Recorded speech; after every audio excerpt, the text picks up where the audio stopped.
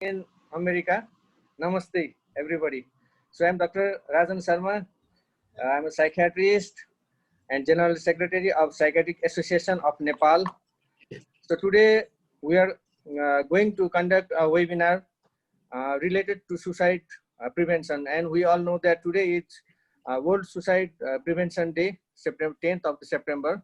So Psychiatric Association of Nepal and ANMF is going to conduct a webinar related with suicide. So today we have two speakers, Dr. Ranjan Thapa and Dr. Sanjay Yadav from United States, and Dr. Sarath Prasad Oza, HOD of TUTH Psychiatric Department, and Dr. Sudarshan Narsingh Pradhan, President PAN, HOD of Psychiatric Department of Psychiatry in Kathmandu Medical College, who will be chairing the session. Sanjay Yadav, Dr. Sanjay Yadav, he is a subspecialty fellowship in consultation liaison psychiatry from Boston University Medical Center. Currently works at Penn State University, FC Medical Center in Pennsylvania as consultation liaison psychiatrist, and is an associate professor in College of Medicine. So his interest is in psychiatric care in medically ill population globally, mental health. And another speaker, we have Dr. Ranjan Thapa. Ranjan Thapa currently working as consultant psychiatrist in Neuro Hospital Biratnagar. He has spoken as a guest speaker in many CMEs of Psychiatric Association Nepal. He has also organized many regional CMEs of PAN. He is founding chairman of Mental Illness Awareness Society, which is in Biratnagar, based in NGO involved in spreading awareness about mental illness. His area of interest is suicide prevention. He has worked actively for prevention of suicide among Bhutanese refugees living in different camps in eastern Nepal. He is also the author of a book, Suicide Prevention, a guide for clinicians. He has provided training on suicide prevention to doctors, nurses, and other auxiliary health workers. And he is currently the COVID coordinator of COVID-19 psychosocial support of Psychiatric Association of Nepal. So now I would like Dr. Sanjay Yadav. I would like Dr. Professor Sudarshan Narsingh Pradhan for his few words before our presentation.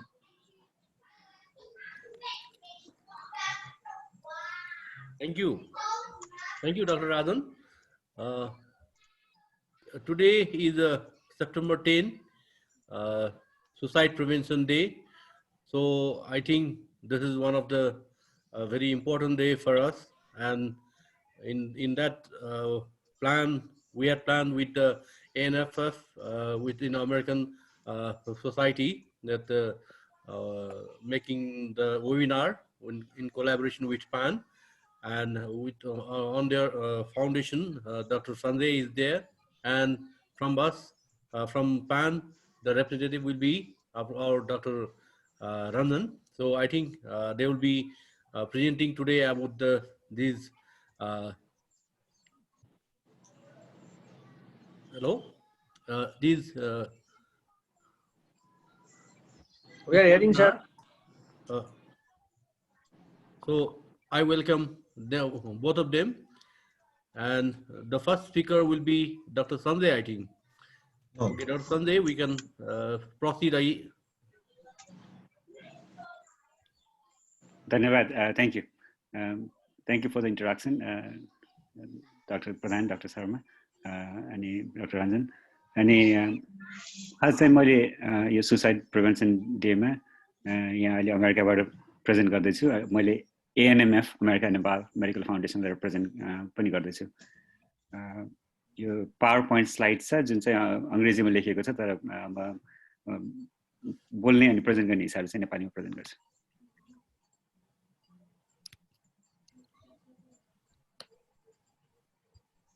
Give me a moment.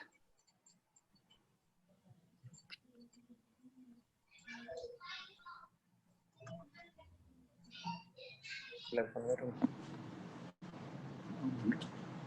किन phone गरेको slide देखिन्छ हैन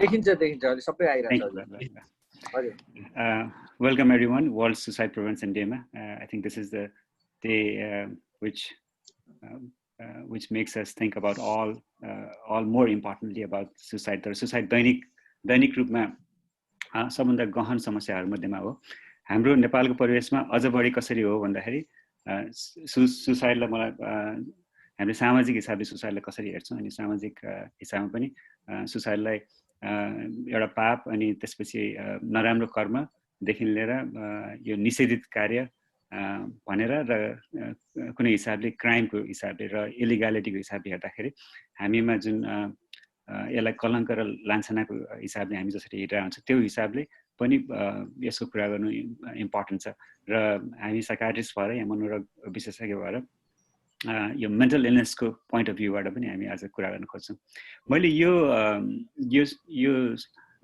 उदाहरण चाहिँ Edwin स्नाइडम्यानको लिएको हो जो चाहिँ पछिल्लो शताब्दीको सबभन्दा ग्रेटेस्ट सुसाइडोलोजिस्ट मध्येमा हुनुहुन्थ्यो यो कम्प्रिहेन्डिङ सुसाइड भन्ने ल्यान्डमार्क बुक चाहिँ यस्तै 70s तिर लेखिएको थियो तर उहाँ चाहिँ यस्तो रुसी यहुदी मूलको हुनुहुन्थ्यो र 60 वर्षको आफ्नो सुसाइडको काममा हेल्थ केयर वर्करहरूले के चाहिँ गर्नुपर्छ भनेर एउटा गुड कुरा भन्नुपर्दाखेरि चाहिँ यसरी नै भन्नुभएको थियो कि I believe that the rule for saving a life in balance can amazingly enough be rather simply put, reduce the inner pain.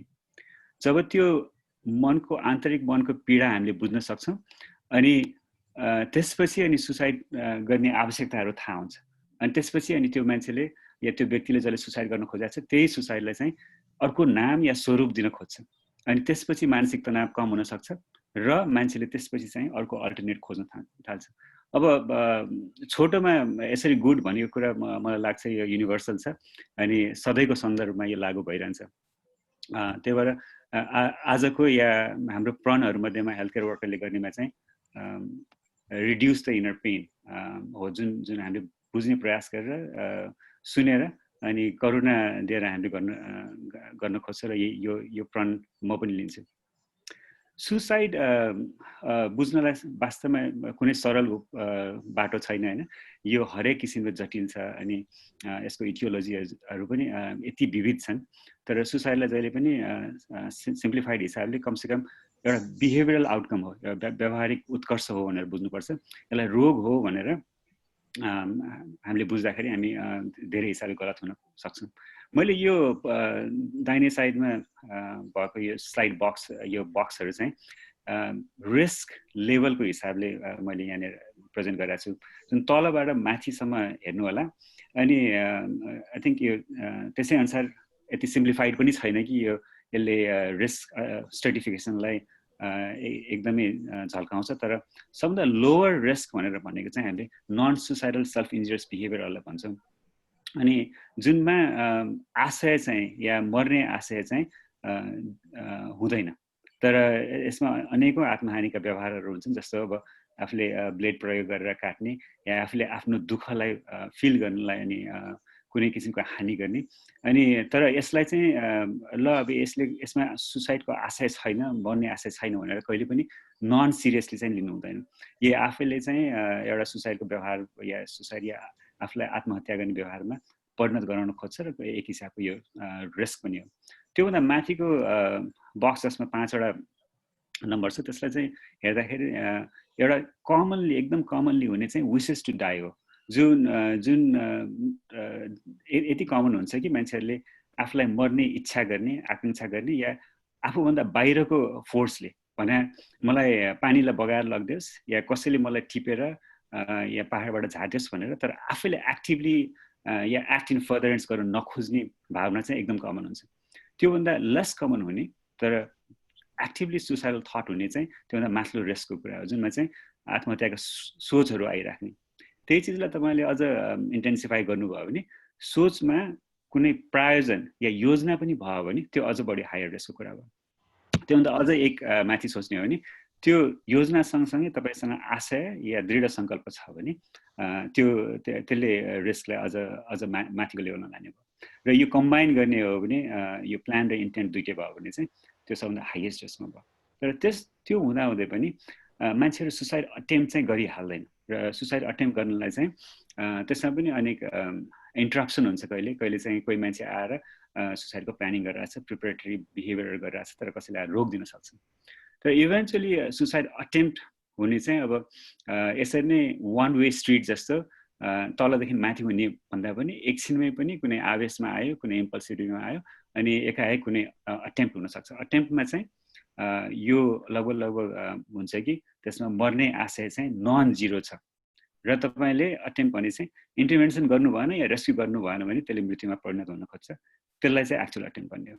र कम्प्लिटेड सुसाइड चाहिँ हामी धेरै जस्तो कुरा गर्छौँ या सोच्दाखेरि आत्महत्या सोच्दाखेरि कम्प्लिटेड सुसाइड मात्र याद गर्छौँ होइन, जुन एउटा लो बेस रेट बिहेभियर हो तर सबभन्दा इम्प्याक्ट सोसाइटल अनि फ्यामिलियल इम्प्याक्टको हिसाबले अनि हेल्थ केयरको इम्प्याक्टको हिसाबले सबभन्दा ठुलो इम्प्याक्टफुल कम्प्लिटेड सुसाइड हुन्छ।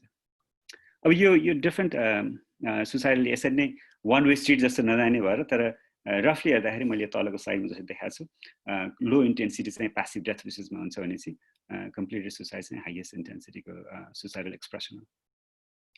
अब यो सुसाइडको कुरा किन गर्छ, जसरी अब लगभग यो 10औं ठुलो हेल्थ केयर बर्डन हो होइन, नम्बरको हिसाबले सबभन्दा ठुलो बर्डनसम्म होइन, तर इम्प्याक्ट हेर्नुहुन्छ भने यसले जसरी छोएको हुन्छ र विशेष गरेर मानसिक मनोसामाजिक हिसाबले समाजलाई देशलाई जसरी प्रभावित पार्छ त्यो हिसाबले यो धेरै नै बढी गहन छ।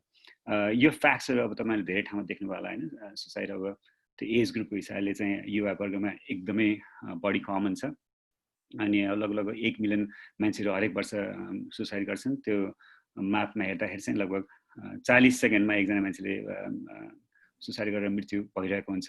र हाम्रो परिप्रेक्ष्यमा यो झन् बढी इम्पोर्टेन्ट कस्तो छ भन्दाखेरि निम्न तथा मध्यमवर्गीय राष्ट्रमा लगभग 80% सुसाइड चाहिँ को भार हाम्रो राष्ट्रहरूमा छ। अनि कमन मिन्सहरू चाहिँ अब यिनीहरू नै हुन् जुनमा सबभन्दा कमनेस चाहिँ ह्याङ्गिङ भनेर भन्छ, अनि त्यसपछि विषादी प्रयोग, अनि फायर आर्म्स चाहिँ एकदम स्पेसिफिक छ केही कल्चरल राष्ट्रहरूमा चाहिँ बढी यो कल्चरको हिसाबले छ जस्तो अमेरिकामा।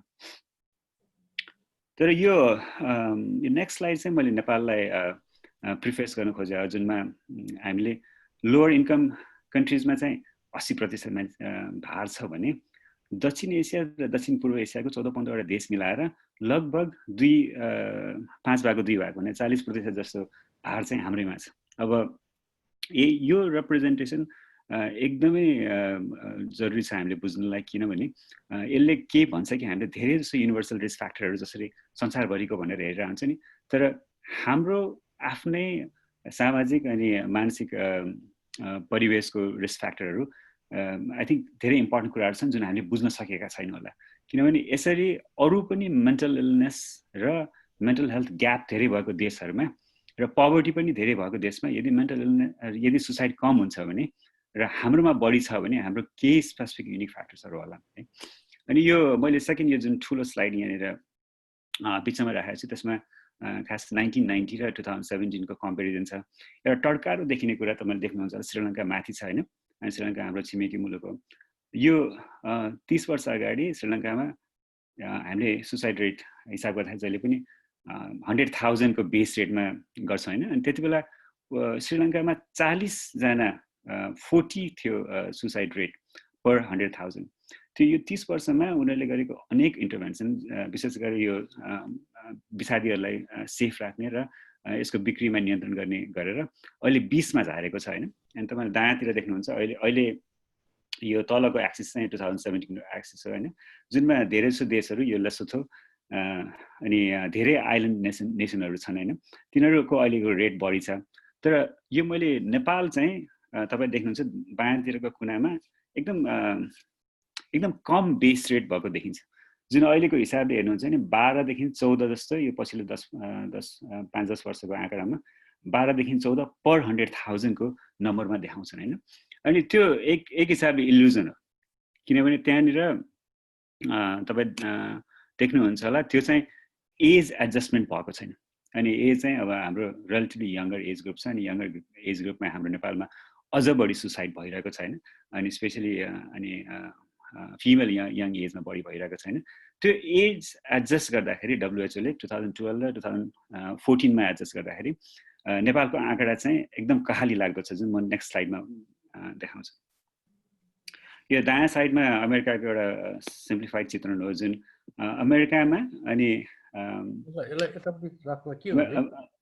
हजुर अमेरिकामा चाहिँ 90 को दशक या 80 को दशकमा चाहिँ सुसाइड रेट घटिरहेको थियो लास्ट 15 वर्षमा फेरि बढ्न थाल्यो जुन ट्रेन्ड चाहिँ संसारभरिमा सुसाइडको रेट हेर्नुहुन्छ भने लास्ट 10-15 वर्षमा टोटलमा चाहिँ घटेको छ तर नेपाल के अब त्यस्तो देशमा हो जुनमा चाहिँ बढिरहेको छ अहिले भर्खर डाक्टर रञ्जन डाक्टरले डाक्टर सञ्जय अलिकति आवाज के भइरहेको यो sound is not clear clear छ अरूलाई क्लियर छ हामी त म त राम्रै सुनिरहेको छु है क्लियर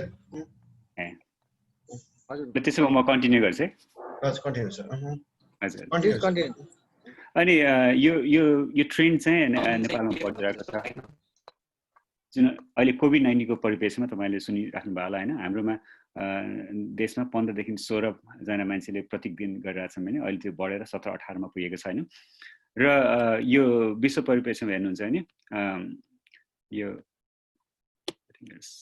स्लाइड मुभ गर्न छोड्नुहोस् यो आइल्यान्ड नेसनहरू अनि सोभियत ब्लकको कन्ट्रीहरू अनि स्क्यान्डिनेभिया विकसित देशमा चाहिँ तिनीहरूमा हाई रेटमा सुसाइड छ तर यो मैले लास्ट स्लाइडमा जसरी भनिरहेको थिएँ नेपालको परिस्थिति चाहिँ किन एकदम पब्लिक हेल्थ इमर्जेन्सी हो भने यसरी आँकडा गर्दाखेरि हामी 25 पर 100,000 मा छ जुन संसारकै 8th हाइएस्ट रेट हो बेस रेटको हिसाबले हामी 100 नम्बरमा छौँ भने यसरी एज एडजस्ट गर्दाखेरि हामी 8औं नम्बरमा पुग्न जान्छौँ अनि फिमेल सुसाइड रेट तेस्रोमा हुनुमा चाहिँ त्यसैबाट बुझ्न सकिन्छ कि हाम्रो समाजको कयौं पाटाहरू छन् जुनमा यो कुराहरू यसरी मिसेर बसेका छन् मेलमा पनि हामी धेरै पछाडी छैनौँ भने अब 70th हाइएस्ट हुनु चाहिँ एकदमै यसले इमर्जेन्स जताउँछ अब यो स्टडी चाहिँ मैले सिरिज देखाएको थिएँ एउटा डाक्टर हागमन अनि डाक्टर कोहटको थुप्रै स्टडिजहरू छ सुसाइडमा जुनमा चाहिँ बढी यो क्वालिटेटिभ अनि एनालिटिकल हिसाबले हेर्नु भएको छैन अनि हामीले युनिभर्सल रिस्क फ्याक्टरको हिसाबले जहिले नि मेन्टल इलनेस अनि मेन्टल इलनेस आइडेन्टिफाई भएपछिको कुराहरूलाई आकलन गरेर आउँछ तर प्रब्लम कथा योभन्दा अझ बढी गुड छ होला यहाँनिर है किनभने एउटा सबैमा कन्सिस्टेन्टली कसरी देखाइरहेको थियो भन्दाखेरि लोवर एजुकेसन रेट अनि फिजिकल अब्युज सुसाइडभन्दा अगाडि अनि अब्युज अफ डिफ्रेन्ट काइन्ड र अनि यिनीहरूमा मिसेका स्टिग्मा डिस्क्रिमिनेसन अनि प्रेजुडिसका कुराहरू सबभन्दा ठुलो फ्याक्टरहरू प्ले आउट गरिरहेको हुन्छ पवर्टी र अनइम्प्लोइमेन्ट ब्याकड्रपमा हुन्छ भने मेन्टल इलनेस चाहिँ अब यो स्टडी चाहिँ जसरी अलि सानो ग्रुपमा गरिरहेको थियो तर इन्फर्मेन्टहरूको क्वालिटेटिभ एनालिसिस गर्दाखेरि कुनै व्यक्तिले सुसाइड गरिसकेपछि उनीहरूको परिवारबाट भएको इन्फर्मेसन अनि पुलिस रेकर्डहरूबाट भएको इन्फर्मेसनमा अब पक्कै पनि मेन्टल इलनेस डायग्नोज हुने कन्डिसनहरू त अब कम चान्स थियो होइन तर अरूले इन्फर्म गरेको हिसाबले मेन्टल इलनेसको प्रेडिक्टर प्रोपोर्सन चाहिँ कम थियो अब यो अरू कुराहरू जस्तो अब outstanding loan prior history of suicide attempt जुन अरू स्टडिजहरूमा हामीले सबभन्दा हाइएस्ट रिस्क फ्याक्टर भनेर भन्छ नि त्यो चाहिँ नेपालमा कम छ कम कसरी पनि हुनसक्छ भनेर हामी सोच्छौँ भन्दाखेरि लिथालिटी चाहिँ हाई हुन्छ रेस्क्यु हुने चान्स कम हुन्छ मेडिकल केयरको एक्सेस गाह्रो भएपछि मान्छे अस्पताल पुग्न सक्ने या चान्स नै कम भएर जहाँ संसारभरि पोइजनिङलाई लेस लिथल भनिन्छ हाम्रोमा पोइजनिङ र ह्याङ्गिङले राम्रोसँग लिथालिटी को रेट चाहिँ बढाउँछ अब यो चाहिँ अलि बढी नेपाल स्पेसिफिक कुरालाई अझ बढी मैले इलाबोरेट केमा गरिरहेको छु भन्दाखेरि अब ह्याङ्गिङ चाहिँ अब संसारभरिको सबभन्दा कमनेस्ट वे अफ सुसाइड हो जुन नेपालमा लगभग दोब्बरभन्दा बढी छ अर्को मिन्स भन्दा होइन अनि अब युथमा अब यो युनिभर्सल कुरा हो कि सुसाइड रेट चाहिँ दुईटा हम्पमा भने कम उमेरमा र बढी उमेरमा हुन्छ भने नेपालमा युथमा कन्सिस्टेन्टली देखाइरहेको छ कि युथमा सुसाइड हुन्छ तर त्यही एज ग्रुप चाहिँ अझ कममा भने लेट टिनेजदेखि लिएर अर्ली 20s मा बढी छ जुन एक हिसाबले अब चाइना इन्डिया र अरू साउथ एसियन कन्ट्रिजहरूसँग प्यारललमा छ होइन तर यसले पनि केही युनिभर्सल प्याटर्नबाट फरक भएको देखाउँछ अनि अर्को एकदम तपाईँले याद गर्नुभएको कुरा होला male is to female ratio universally 3:1 या 4:1 सुसाइड रेट छ भने नेपालमा लगभग क्लोज टु 1:1 छ। अनि यसले अब जेन्डर इनइक्वालिटी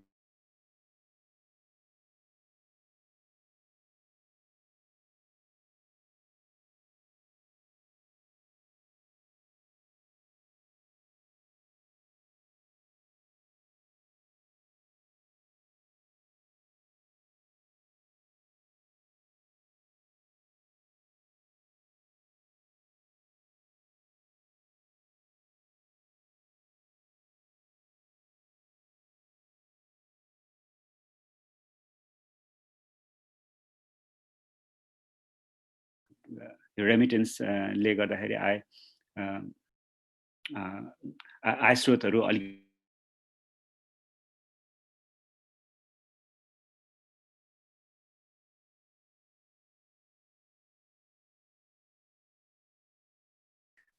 कम व्यक्त गरिन्छ या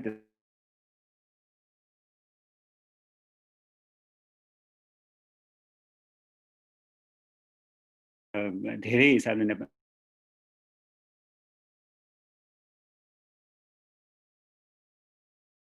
भएको पपुलेसन पनि अहिले यो रेमिटेन्स इन्डस्ट्रीमा भार परेको छ, जुनमा माइग्रेसन को प्रब्लमले सुसाइडलाई यो राइट साइडको स्लाइड हेर्नुहोस् हैन, जस्तो यो लास्ट 2 वर्षको या 3 वर्ष अगाडिको मलेसियामा भएको सुसाइड नेपाली मान्छेहरूले मर्ने कारणहरुमा सुसाइड क्लियरली कन्सिस्टेन्टली हरेक वर्ष माथि छ, जसले हामीलाई भन्न सक्छ हामी कति विक मेन्टल स्टेटमा हामी माइग्रेट गरिरहेका हुन्छौँ र त्यहाँको वातावरणहरूले यो सबै चिजहरूले कसरी प्रिसिपिटेट गरिरहेको हुन्छ। अब यो मैले मेसेज दिन खोजेको एउटा सबभन्दा इम्पोर्टेन्ट कुरा मध्येमा हो। एउटा हामीले अब धेरै अगाडिदेखि हाम्रो धार्मिक संस्कारको हिसाबले अब सुसाइडलाई अनेक हिसाबले वज्रित या पापको हिसाबले पनि देखाएको छौँ हैन। इस्लाममा पनि सुसाइडलाई निषेधित भनिन्छ हैन, अनि क्रिस्चियनिटीमा पनि सुसाइड भनेको पाप हो, जुन यही पछिल्लो शताब्दीमा मात्र आएर सुसाइड चाहिँ अब यो पागलपन हो भनेर त्यसरी चित्रण गरियो, जुन अब अहिले आएर हामी बुझ्दै गइरहेका छौँ कि यसमा कयौं पाटाहरू हुन्छन् अनि यो मान्छेको स्टेट मात्र हो भनेर हैन।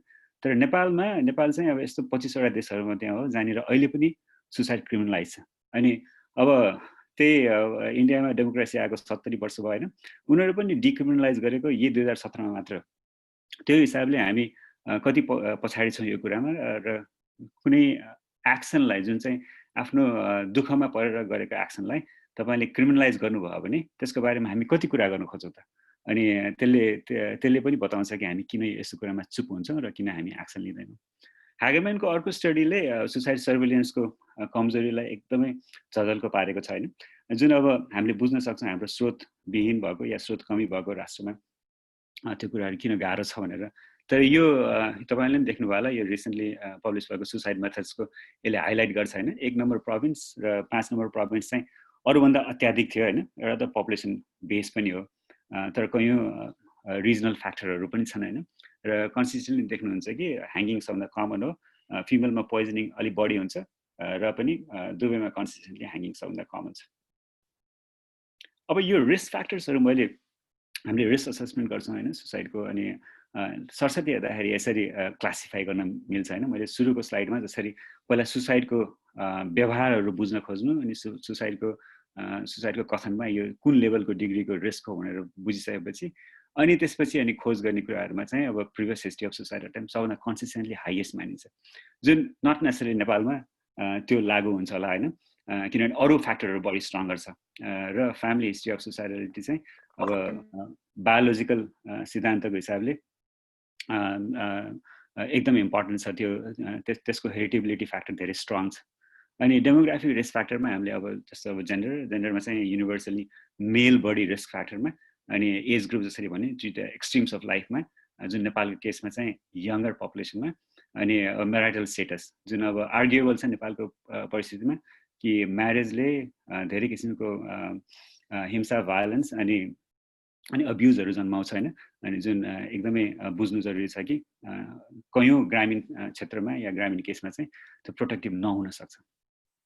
र अब अरू कुराहरू तपाईँले अब धेरै ठाउँ देख्नुभयो होला होइन, जस्तो अब मेन्टल इलनेस एकदमै हाइली कोरिलेटेड छ त्यसमा पनि, सर्टेन मेन्टल इलनेसेसहरू होइन। अनि सब्सटेन्स युज डिसअर्डर नेपालको लागि चाहिँ एकदमै इम्पोर्टेन्ट प्रेडिक्टर हो। अब कयौँ क्रोनिक मेडिकल इलनेसेसहरू छन् जसको लामो लिस्ट छ होइन, तिनीहरूले बढी चान्स हुन्छ नि कि तपाईँ सुसाइड गर्नलाई बढी प्रिडिस्पोज हुनुहुन्छ। र साइकोसोसियल फ्याक्टर्सहरू अघि लिस्ट गऱ्यौँ होइन, र यसमा सबभन्दा ठुल्ठुलो कुराहरू त अब नेपालको परिस्थितिमा चाहिँ सोसियल स्टेटस अनि सोसियल स्ट्रक्चर, अनि अर्को चाहिँ अब सिस्टमिक यो प्रेजुडिसको कुराहरू एकदम इम्पोर्टेन्ट हुनुहुन्छ। यो मैले अब अलिक अगाडिको 2002तिरको यो सिस्टमेटिक स्टडी हो होइन, तर पिक्चर चाहिँ दिन्छ। तपाईँले सुन्नुहुन्छ होला मेन्टल इलनेस चाहिँ 60 देखि 90% कोरिलेटेड हुन्छ सुसाइडमा होइन, अनि डिफ्रेन्ट डेटाहरूले अलिअलि फरक देला। तर डिप्रेसन सबभन्दा हाइएस्ट रिस्क फ्याक्टर, त्यसपछि अब हुनसक्छ बाइपोलर डिसअर्डर भने मुड डिसअर्डर जोडेर चाहिँ अब सबभन्दा हाइएस्ट रिस्क फ्याक्टर, त्यसपछि सब्सटेन्स युज डिसअर्डर, त्यसमा पनि अल्कोहल, अनि साइकोटिक डिसअर्डर, अनि यो व्यक्तित्व विकारहरू, तिनीहरू चाहिँ अब कमन हुन्छ। अब यसमा प्रोटेक्टिभ फ्याक्टरहरू उत्तिकै इम्पोर्टेन्ट हुन्छन् होइन, जहाँनिर समाज चाहिँ अर्कै अहिले बेसिक्स अफ यो लाइफमा चलिरहेको बेलामा कतिवटा प्रोटेक्टिभ फ्याक्टर त्यतिकै सहजसँग आउँदैन। तर हामीले गर्व गर्नुपर्छ कि नेपालमा जसरी अब क्लोज कन्ट्याक्टमा कयौँ विकृतिहरू पनि हुन्छन्, त्यसै गरी हाम्रो एक्सटेन्डेड फ्यामिली केयर सिस्टममा धेरै ठुलो यसमा प्रोटेक्सन छ। अनि एउटाले अर्कोलाई मद्दत गर्ने अनि समाजले चाहिँ निर्वाह गर्ने कुराहरूमा चाहिँ धेरै पोजिटिभ कुराहरू फ्याक्टरहरू पनि छन्। जति तपाईँ कम्युनिटीसँग कनेक्टेड हुनुभयो, अनि मेडिकल केयर एक्सेस जुन अब ग्रामीण क्षेत्रको परिवेशमा हेर्नुहुन्छ भने धेरै हाम्रो विक छ, तर त्यसले प्रोटेक्सन दिन्छ। अनि आफ्नो धार्मिक आस्थाहरू अनि स्पिरिचुअल विश्वासहरू यिनीहरूले र आफ्नो स्टाइलले भने साइकोलोजिकल स्टाइलहरू जो चाहिँ बढी आशावादी हुन्छन् या प्रब्लम सल्भ गर्न खोज्छन् या आत्मविश्वास बढी हुन्छ, तिनीहरूको प्रोटेक्टिभ फ्याक्टर हुन्छ नि। अहिले कोभिड-19को परिप्रेक्ष्यमा हेर्नुहुन्छ भने यही चिजहरू सजिलोसँग डिस्ट्रप्टेड भएको छ। हेल्थ केयर सप्लाई चेन बिग्रेको छ, त्यसले गर्दाखेरि मेडिकल केयर एक्सेस कम छ, र मान्छेहरू अब मन्दिर मस्जिद या चर्च जान पाएका छैनन्, या त्यसै गरेर एक्सेसहरूको नियन्त्रणहरू कम छ। मिन्सहरू मैले यो दोहोऱ्याएको जस्तो मात्र भयो, तर वर्ल्ड पिक्चरमा ह्याङ्गिङ र पोइजनिङ सबभन्दा कमनेस्ट भयो। अमेरिकाको लागि विशेष गरेर फायर आर्म्स बन्दुकले गरेर मिन्स युज गरेर सुसाइड गर्ने सबभन्दा कमन छ र लिथल पनि छ। अनि अमेरिकामा चाहिँ या वेस्टर्न युरोपमा चाहिँ जम्पिङ सफोकेसनहरू चाहिँ बढी लिथल मानिन्छ, र कटिङ आफूलाई आत्महानि गर्ने व्यवहार अनि पोइजनिङलाई धेरै कम लिथल मानिन्छ, जुन नेपाल या साउथ एसियाको कन्टेक्स्टमा चाहिँ लागु हुँदैन होला। अनि फिमेलहरूमा चाहिँ युनिभर्सली अझ पनि विषादी प्रयोग गर्नेलाई सबभन्दा कमनेस्ट मानिन्छ। यो मैले यो स्क्रिनिङ सुसाइड स्क्रिनिङ चाहिँ point of care yeah hospital लेभलमा या ठुलो इन्टिग्रेटेड हेल्थ केयर सिस्टममा कसरी गर्न सकिन्छ भनेर एउटा उदाहरण मात्र दिए हो, जुन अब स्रोतको हिसाबले मलाई लाग्छ प्रायोरिटीमा पर्दैन होइन, तर अगाडि या पछाडि हाम्रो हेल्थ केयर सिस्टम अहिले यो सोच्नुपर्ने कुरा हुन्छ नि होइन। र यो सबभन्दा कमनेस्ट युज हुने Columbia suicide severity rating scale हो।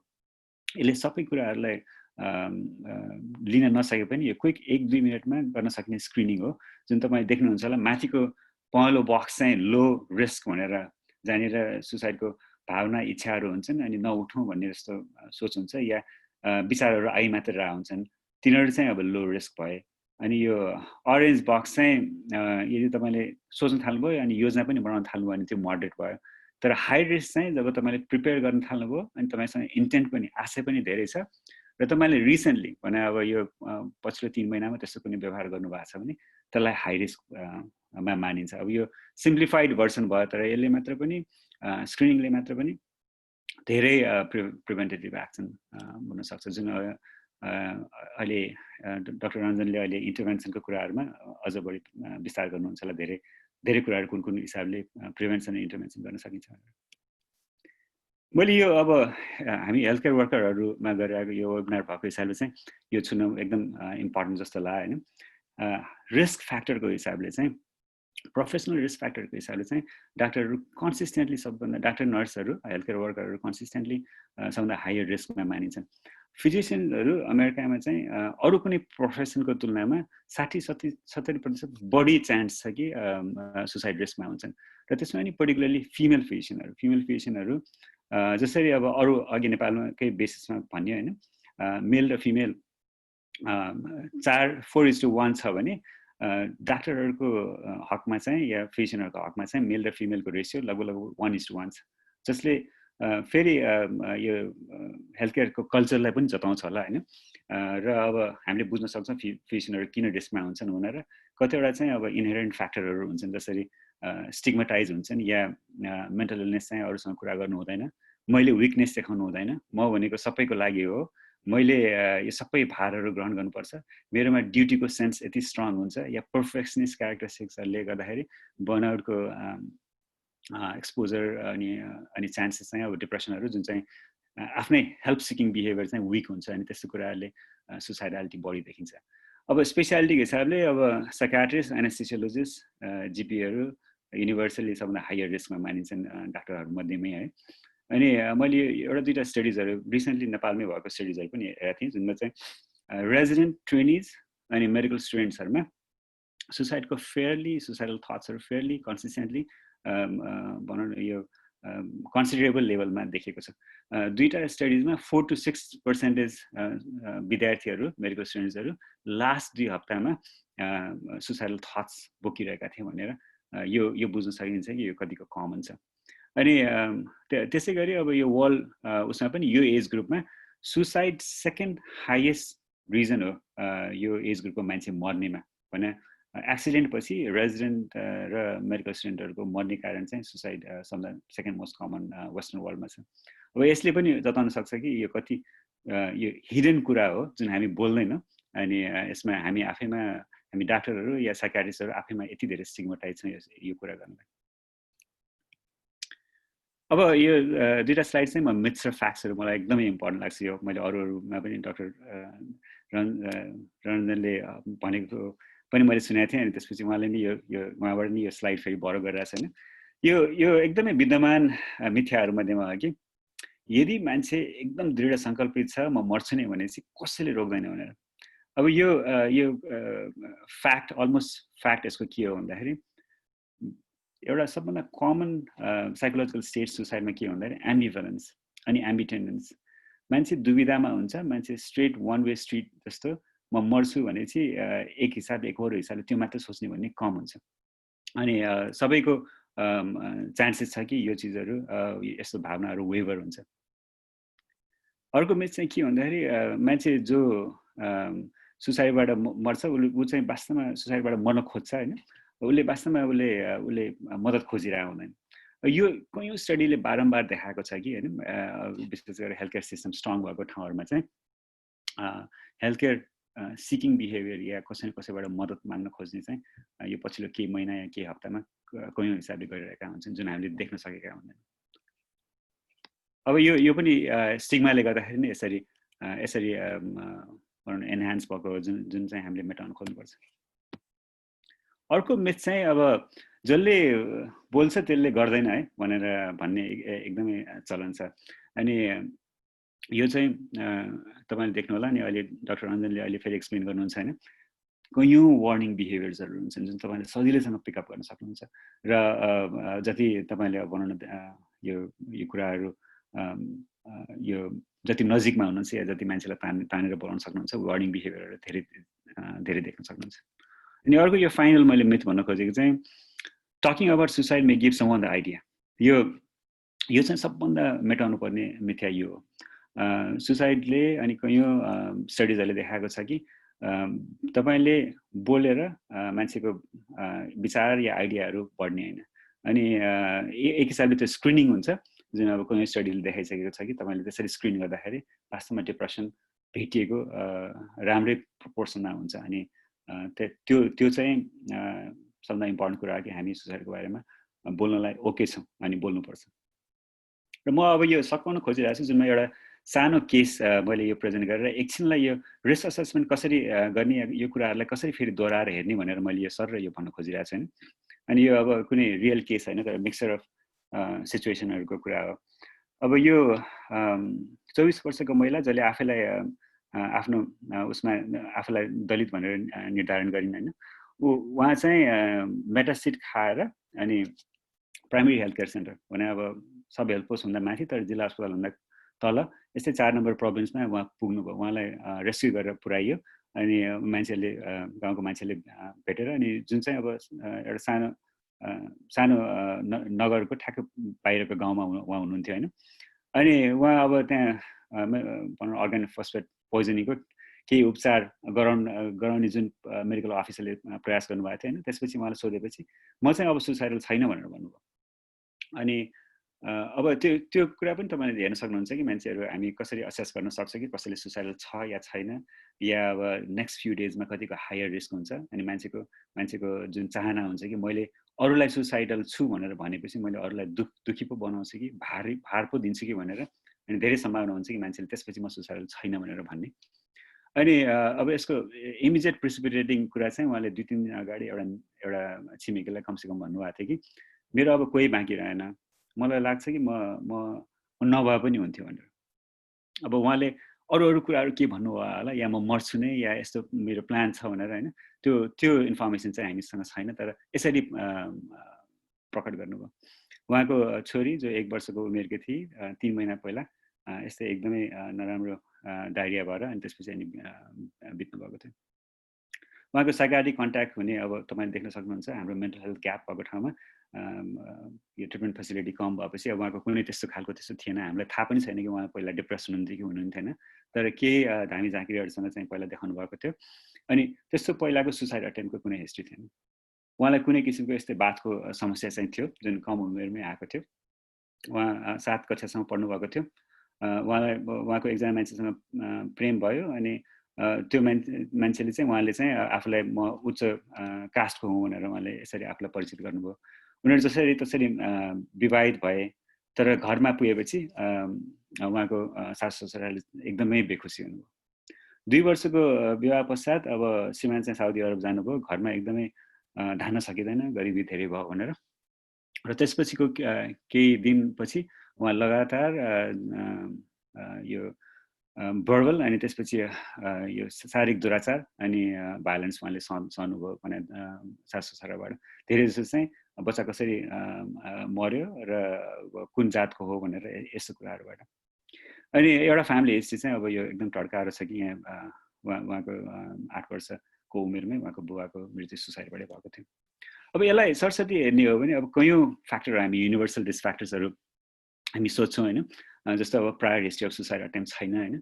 नेपालमा लिथालिटी हायर छ एउटा अटेम्पबाट, अनि तिनीहरू फिक्स्ड रिस्क फ्याक्टरहरू यसो हेर्दाखेरि कम देखिन्छ हैन। तर अरू मोडिफाएबल रिस्क फ्याक्टर भनेर भन्छन् जसरी साइकोसोसियल रिस्क फ्याक्टर जुन नेपालमा फिमेलमा हाइएस्ट रेट हुनुको सबभन्दा ठुलो कारणहरू यो कमन कारणहरू जुन शारीरिक तथा यो मानसिक लिङ्ग असमानता अनि डिस्क्रिमिनेसन, यो कारणहरूले जुन अब धेरै कुराहरू मान्छेले भन्न पाएका हुँदैनन् हैन।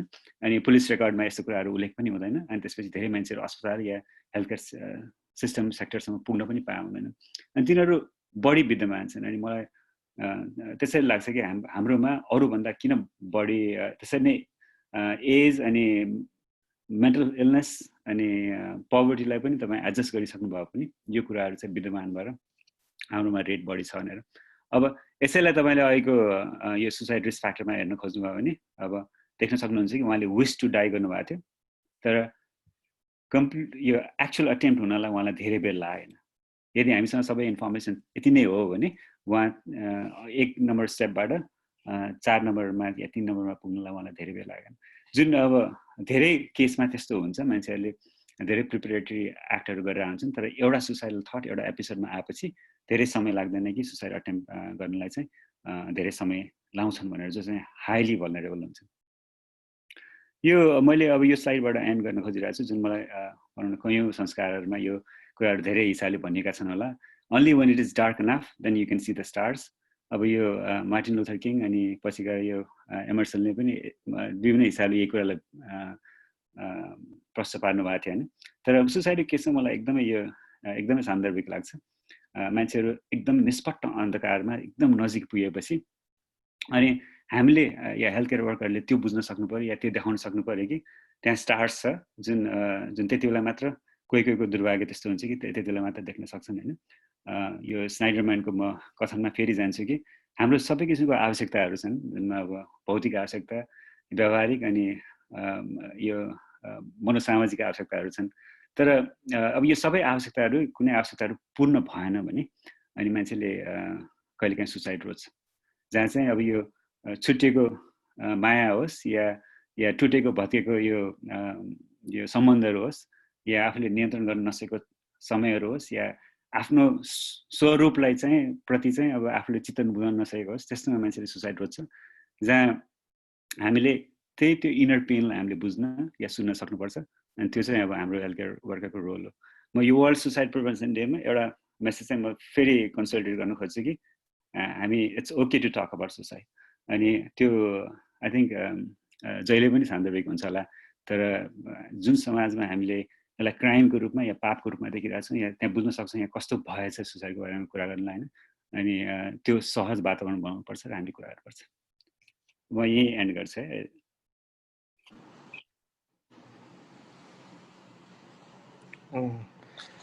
Thank you, Dr. Sanjay, for your nice presentation. The presentation was very nice.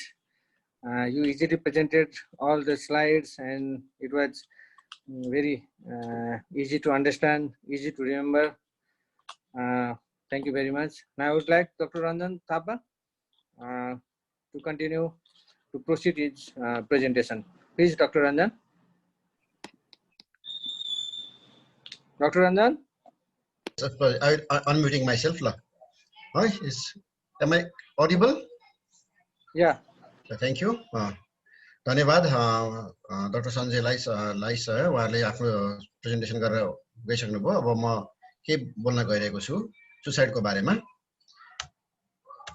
सबभन्दा पहिलो कुरो म के भन्न चाहन्छु भने सबैले भनिरहनु भएको छैन सुसाइड र कोभिडले रोलको बारेमा, जसले पनि सोधिरहनु भएको छ। सुसाइडले को मात्रामा कोभिड-19 ले के असर परेको छ हैन, हामी सबैले सुनिरहेको छौं हैन। विभिन्न अध्ययनहरूले देखाइरहेको छ सुसाइडको यो अहिले जुन कोभिड-19 पेन्डेमिक भइरहेछ त्यसले गर्दा एउटा ठुलो असर परिरहेको छ हामीलाई, साइकोलोजिकल, सामाजिक हैन, साइकोलोजिकल पनि सोशल पनि, जुन चाहिँ अहिले सुरु मात्रै भएको छ। यो धेरै पछिसम्म रहला हैन, यो पेन्डेमिक सिधेपछि पनि रहन सक्छ हैन। पेन्डेमिकले गर्दाखेरि हैन के भएको छ भने स्ट्रेस, मान्छेको पीडा बढेको छ, एंजाइटी बढेको छ, डर बढेको छ, रोगको डर बढेको छ हैन, डिप्रेसन भएको छ, अनिद्रा भएको सबैमा, जनरल पब्लिकमा, साथसाथमा हेल्थ केयर वर्करमा अझै धेरै। अघि हामीले कुरा गरे जस्तो यो सबै कुराहरू छ नि, isolation, anxiety, fear, uncertainty, stress, stigma, economic difficulties, यो जुन समस्याहरू छ यो कुराहरूले चाहिँ हामीहरूलाई मानसिक रोगतिर लान सक्छ, डिप्रेसन गराउन सक्छ, एंजाइटी गराउन सक्छ, मादक पदार्थको सेवनतिर लान सक्छ, अरू मानसिक रोगहरूतिर लान सक्छ। अब मानसिक रोग बढेपछि मानसिक रोगहरू र सब्स्टान्स युजहरू चाहिँ सुसाइडको रिस्क फ्याक्टर। त्यसैले हामीले के एक्सपेक्ट गरेका छ भने सुसाइडको रिस्क चाहिँ पेन्डेमिकले गर्दा बढ्नेवाला छ। यो वृद्धि बिस्तारै देखिनेछ र धेरै लामो समयसम्म देखिनेछ। अहिलेसम्मको अध्ययनहरूले हैन क्लियर कट देखाएको छैन।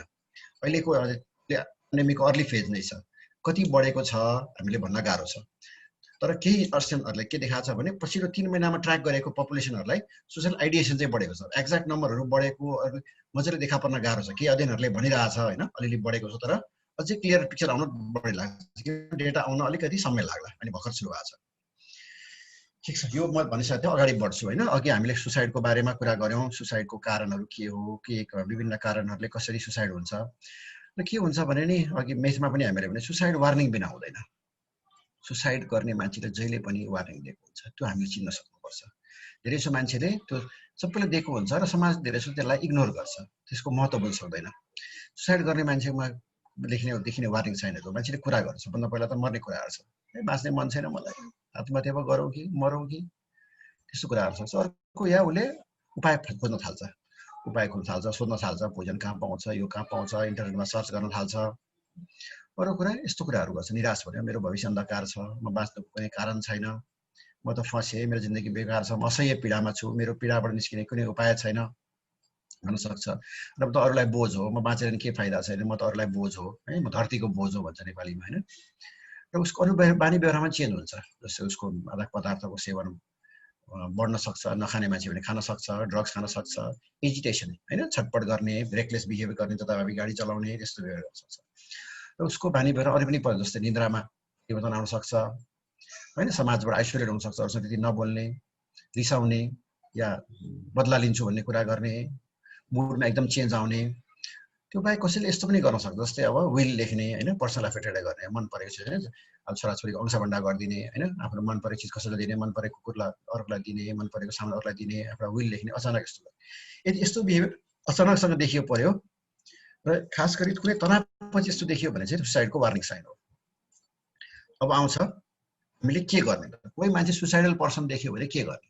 कोही मान्छेमा हामीले वार्निङ साइन दिएको सुसाइडको, यस्तो रिस्कमा देख्यौँ, उसमा यो डेमोग्राफिक रिस्क फ्याक्टरहरू, साइकेट्रिक इमेज रिस्क फ्याक्टर देख्यो र कसैमा सुसाइडल रिस्क देख्यो, कसैले मर्ने कुराले हामी के गर्छौँ त? धेरैसो मान्छेले के गर्छ, त्यसलाई इग्नोर गरिदिन्छ, है नजाने कुरा गर्छ भन्छ।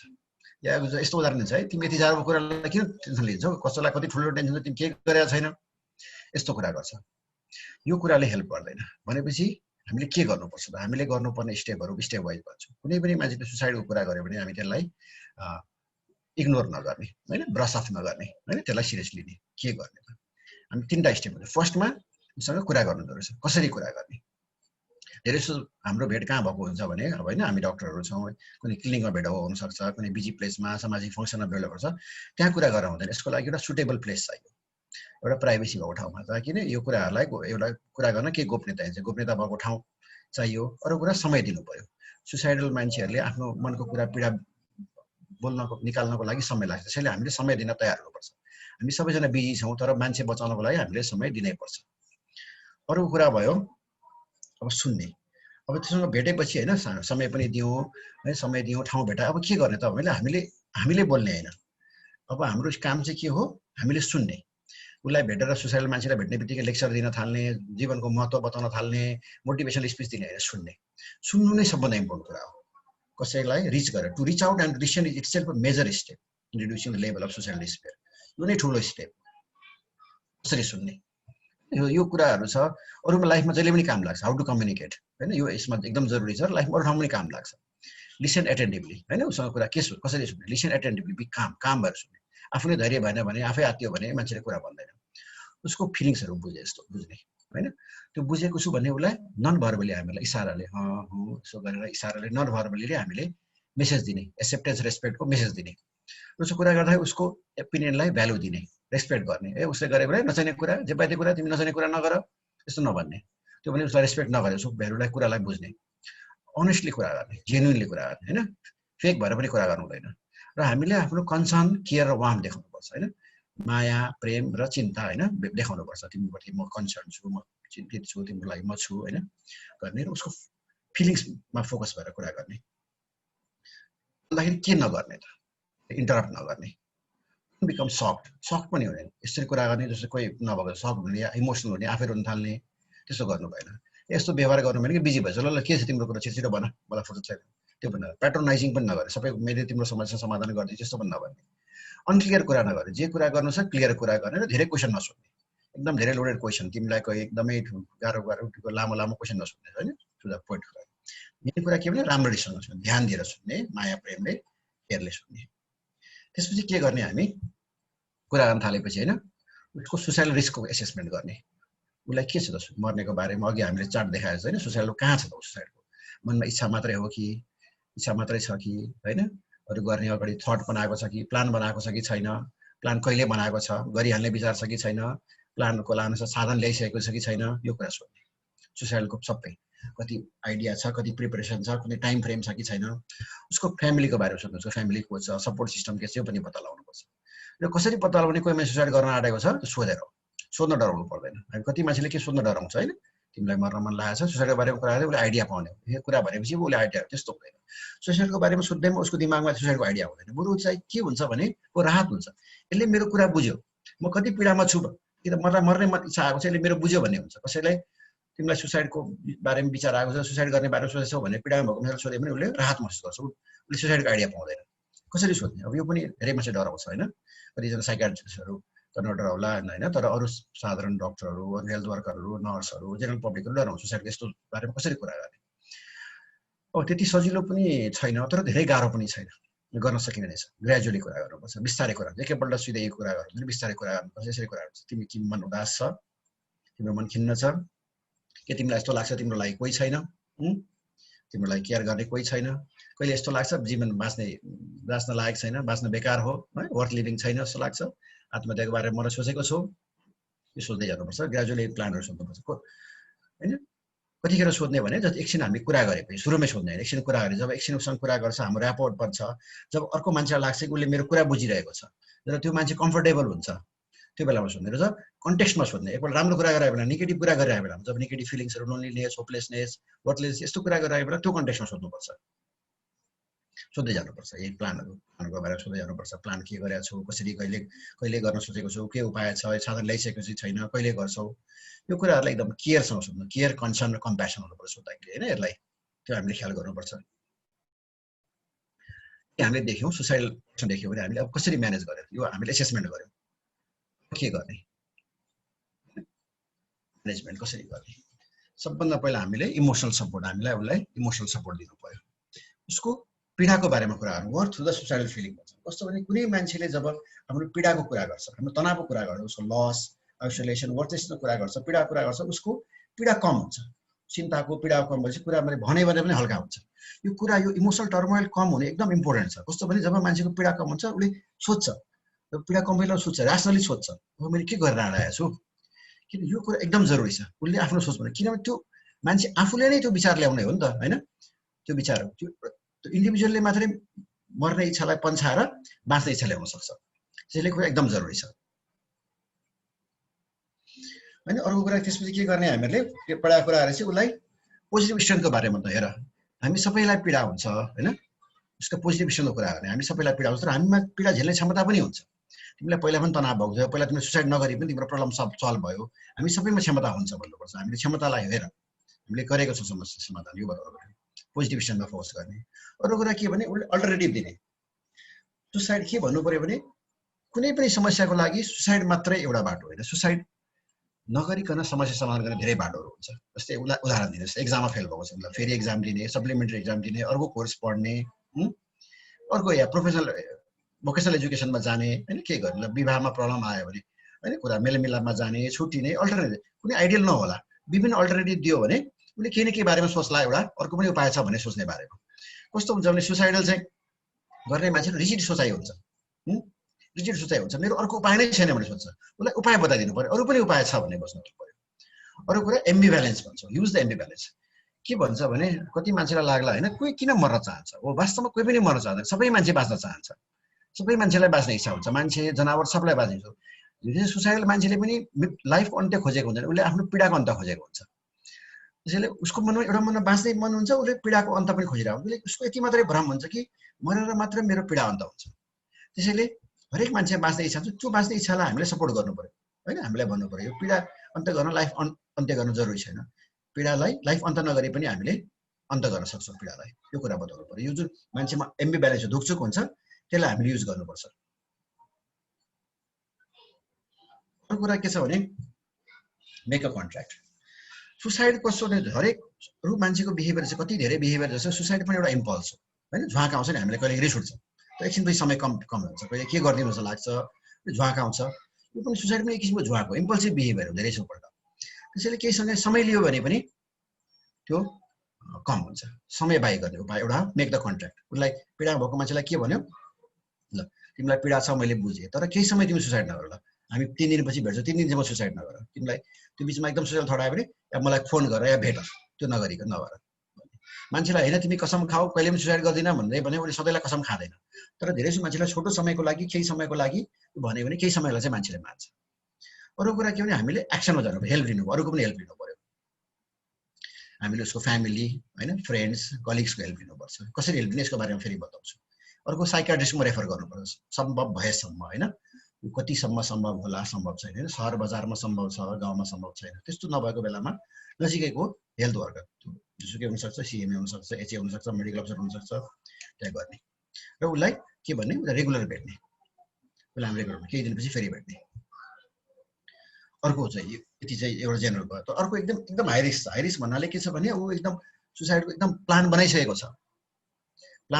छ, उसँग साधन पनि छ हैन, एकदम गर्ने इमिडिएटली गर्ने प्लान छ। त्यसमा हामीले यतिले मात्रै पुग्दैन, अरू एक स्टेप अगाडि जानु। त्यस्तो बेलामा चाहिँ मान्छेलाई एक्लै छोड्नु भएन।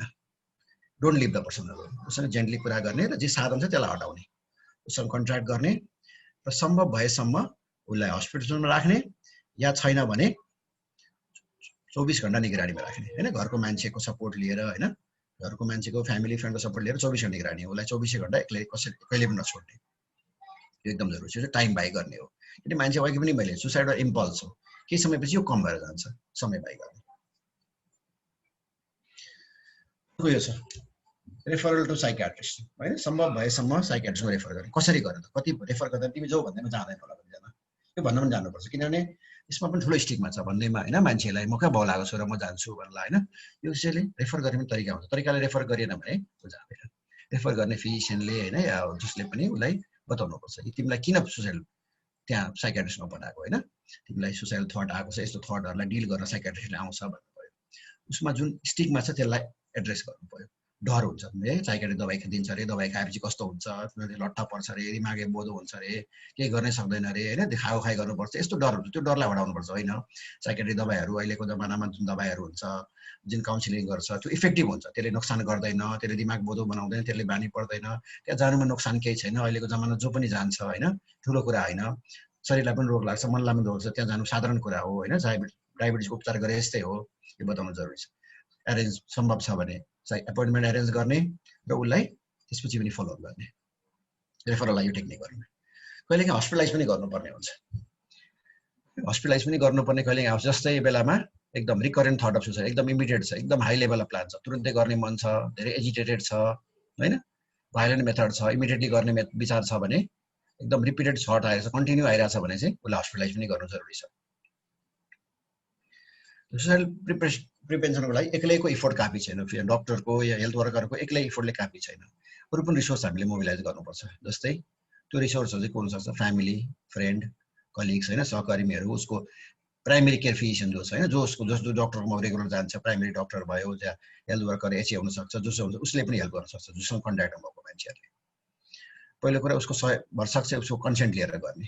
कन्सेन्ट लिएन भने कन्सेन्ट नलिई पनि गर्न पर्छ, किनभने लाइफ सेभिङ कुरामा अब कन्फिडेन्सियलिटी इम्पोर्टेन्ट नहोला। जो मान्छेसँग कुरा गर्ने उसलाई ब्लेम नगरिकन भन्ने, उसलाई बुबालाई बोला तिम्रो छोराको मतलब छैन, तिमी हेर्दैनौ, तिम्रो छोरा मर्न आँटिसक्यो, त्यसो भन्नु उसलाई कहिले पनि हामी ब्लेम गर्नु हुँदैन, उसलाई गिल्टी फिल गराउनु हुँदैन। र उनीहरूलाई बताउनुपर्छ तिमीले के गर्ने त, तिमीलाई एउटा निगरानीमा राख्ने, उसले डक्टरमा लाने, पहिला त्यही दबाई खाएर दबाई खाने हैन, यो कुराहरू जरुरी छ। उसलाई उसको रोल पनि बताउनुपर्छ। लास्टमा अब म आउँदैछु। अब हामीले के गर्ने त? सुसाइडल पर्सन भेट्यो भने हामीले के गर्ने, कसरी म्यानेज गर्ने? सबभन्दा पहिलो कुरा लिसन, सुन्ने, बोल्ने हैन, सुन्ने। लिसन, सो इम्प्याथी एन्ड बी काम। उसको नजरबाट हेर्ने, उसको पीडा बुझेर हेर्ने। इम्प्याथी, सिम्प्याथी हैन, इम्प्याथी हुने, हैन, सुन्ने, धैर्य गरेर सुन्ने र इम्प्याथी देखाउने। बी सपोर्टिभ एन्ड केयरिङ हैन, सपोर्ट गर्ने, केयर गर्ने। सिचुएसनलाई जहिले पनि सिरियसली लिने र कति रिस्क छ उसलाई एसेस गर्ने। पहिला हामीले रिटर्न गरेको छ कि छैन सोध्ने। अरू पोसिबिलिटिज के छ त, सुसाइड नगरी समाधान गर्ने उपाय के छैन त्यो हामी सल्लाह गर्ने, अल्टरनेटिभ्स हेर्ने, सुसाइडल प्लान सोध्ने हैन। हामी टाइम बाई गर्ने। सुसाइड इम्पल्स समयसँग जान्छ, हामी टाइम बाई गऱ्यौँ, उसलाई निगरानीमा राख्यौँ, छोडेनौँ, कन्ट्र्याक्ट गऱ्यो भने पनि टाइम बाई गर्न सकिन्छ। अरू सपोर्ट के छ आइडेन्टिफाई गर्ने र साधन जे छ त्यसलाई सम्भव भएसम्म हटाउने कोसिस गर्ने हैन। विष छ भने, गन छ भने हटाउने। Take action, tell others and get help हुन्छ। एक्सनमा जाने हैन, प्यासिभ भएर हुँदैन, एक्टिभ हुनुपर्छ। र एकदम हाई रिस्क छ भने चाहिँ उसँग बचिरहनु पर्छ, छोड्नु हुँदैन। के नगर्ने भने इग्नोर नगर्ने। Don't ignore the situation, don't be shocked, embarrassed or panic. एकदम या ब्ल्याङ्केट स्टेटमेन्ट दिने, सब ठिक भइहाल्छ, के चिन्ता गर्नु पर्दैन, यस्तो ब्ल्याङ्केट स्टेटमेन्ट दिएर हुँदैन। या कसैले च्यालेन्ज गर्दैन सक्छ, च्यालेन्ज नगर्ने। तँलाई कसैले मर्ने भन्छ, मर्न सजिलो हुन्छ, गरेर देखा त ल हेरौँ, चाहिने कुरा नगर, यो च्यालेन्ज कहिले नि गर्नु हुँदैन। र उसको प्रब्लमलाई ट्रिभियल पनि है झन्या झिना मसिना कुरालाई तिमी ठुलो बनाउँछौ यस्तो पनि कुरा गर्दैन ब्ल्याङ्केट स्टेटमेन्ट यसो झिना मसिना कुरा भन्दिने यस्तो गर्नु या फल्स एस्युरेन्स नै हुँदैन तिम्रो सबै समस्या समाधान भइहाल्छ भनेर झुटो पनि बोल्नु हुँदैन हैन एस्योर टु सेक्रेसी कसैले के भनिदिन्छ भने यस्तो कुरा गर्यो नगर यस्तो कुरा गर्नु हुँदैन त्यस्तो भनिदिन्छ है त्यसो पनि हाम्रो भन्ने गरेछ भन्छ चलन छ यस्तो कुरा गर्नु हुँदैन त्यसो भन्नु हुँदैन र उसलाई एक्लै छोड्नु हुँदैन भनेपछि कन्क्लुजनमा के छ भने सुसाइड चाहिँ कमन छ सुसाइड कमन छ र सुसाइड प्रिभेन्टेबल छ हैन अघि नै हामीले मिथमा भनेको सुसाइड मर्न चाहने मान्छे आखिर मर्दै छोड्छ भन्ने छैन सुसाइड धेरै सुसाइड प्रिभेन्टेबल छ र हरेक स्वास्थ्य कर्मीले सुसाइड प्रिभेन्टमा रोल प्रिभेन्ट गर्नुपर्छ हामी यति कुरा भन्छ कमिटमेन्ट छ सेन्सिटिभिटी छ र अलिकति नलेज पनि छ नलेज बिना पनि सुसाइड प्रिभेन्ट नै छ कन्सर्न छ अर्को मान्छेको लागि कन्सर्न छ र फेथ छ कि जीवन बचाउन लायक चिज हो जीवन महत्त्वपूर्ण चिज हो हैन if and a faith that life is worth nurturing can help us to prevent suicide यो सुसाइड प्रिभेन्सन गर्न ठुलो साइकियाट्रिस्ट काउन्सिलर साइकोलोजिस्ट हुनु पर्दैन हैन धेरै ठुलो ज्ञानी हुनु पर्दैन साधारण हेल्थवर्करहरूले पनि देखि लिएर मेडिकल अफिसरहरूले अरू स्पेसिलिस्ट डक्टरहरूले साधारण नलेज राखेर पनि सुसाइड प्रिभेन्सनमा ठुलो रोल दिन सक्छ धन्यवाद मेरो that is my conclusion doctor Rajan you can take over okay thank you doctor Ranjan यो प्रेजेन्टेसन पनि अहिले एकदमै राम्रो सरल तरिकाले in nice way doctor Ranjan र दुवै डाक्टरहरू doctor Sanjay Yadav doctor Ranjan Thapa presentation एकदम राम्रो थियो हामीले एकदम सरल तरिकाले सबै बुझ्ने हिसाबले एकदम राम्ररी प्रस्तुत भएको थियो र जहाँसम्म लाग्छ हामी सबैले यसबाट धेरै कुरा सिक्नेछौँ र सिकिरहेछौँ पनि र अब हामी केही समय चाहिँ केही कमेन्ट्सहरू क्वेसन्सहरूतिर हामी लाग्दैछौँ र सबभन्दा पहिला सुरु गर्नुभन्दा अगाडि म प्रोफेसर डाक्टर सरोज ओझा सरलाई पहिलाबाट केही कमेन्ट्स अथवा केही क्वेसन छ भने sir please doctor Saroj Ojha sir please thank you नमस्कार once again both the speaker thank you very much Dr.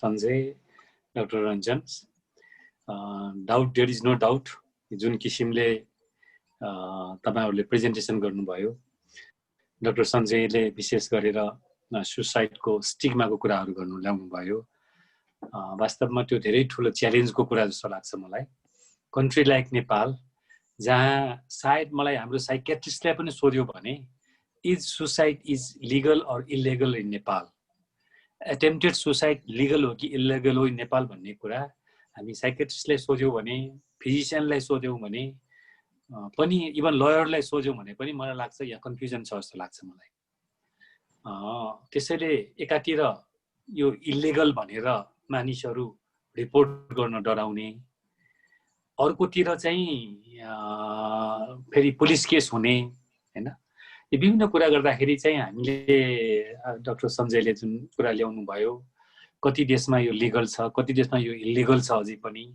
एटेम्प्टेड सुसाइडलाई अझै पनि इलिगल भनेको छ इन्डियाले पनि 2017 सम्म एटेम्प्टेड सुसाइडलाई चाहिँ इलिगल मानेर चाहिँ पनिशमेन्ट गर्ने चलन थियो अहिले 2018 मा आएर रेक्टिफाई गरेर यो सुसाइड एटेम्प्टेड सुसाइडलाई चाहिँ इलिगल भनेको छैन नेपालको मुलुकी ऐनले पनि एटेम्प्टेड सुसाइडले चाहिँ इलिगल भनेको चाहिँ छैन तर पुलिस केस हुने कारण चाहिँ सस्पिसियस टाइपको जब कसैको अकालमा मृत्यु हुन्छ एन्ड द पुलिस केस त्यो मृत्युको कारणको लागि चाहिँ पुलिस केस हुने भएको हुनाले वान अफ द च्यालेन्जेस के छ भन्दाखेरि मेरो आफ्नो कन्सर्नमा कन्ट्री लाइक नेपालमा चाहिँ वी ट्राई टु हाइड कसैले घरमा एटेम्प्टेड सुसाइड गर्यो भने यसलाई हाइड गर्ने उसमा जान्छौँ यो एउटा ठुलो च्यालेन्जको रूपमा लिन्छौँ if we see the medical science लिटरेचरलाई हेऱ्यो भने more than 80 to 100% the cause of suicide is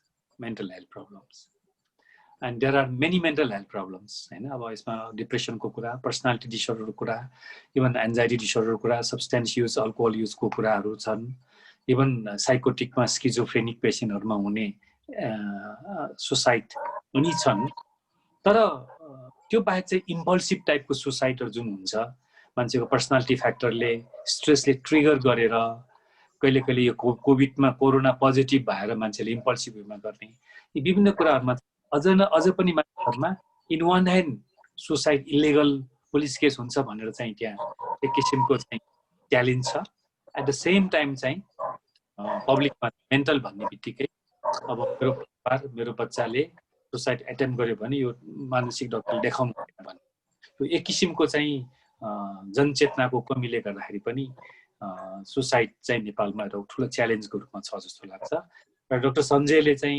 देखाउनु भए अनुसार चाहिँ अरू देशमा मेल इज टु फिमेलको रेसियोमा सुसाइड मेल आउटनम्बर फिमेल र नेपालमा चाहिँ करिब मेल फिमेल रेसियो चाहिँ अलमोस्ट इक्वल भनेर उहाँले भन्नुभयो आई थिङ्क यो सही कुरा हो र मोड अफ दि सुसाइड पनि नेपालमा चाहिँ पुलिसको रिपोर्टमा हेर्दाखेरि चाहिँ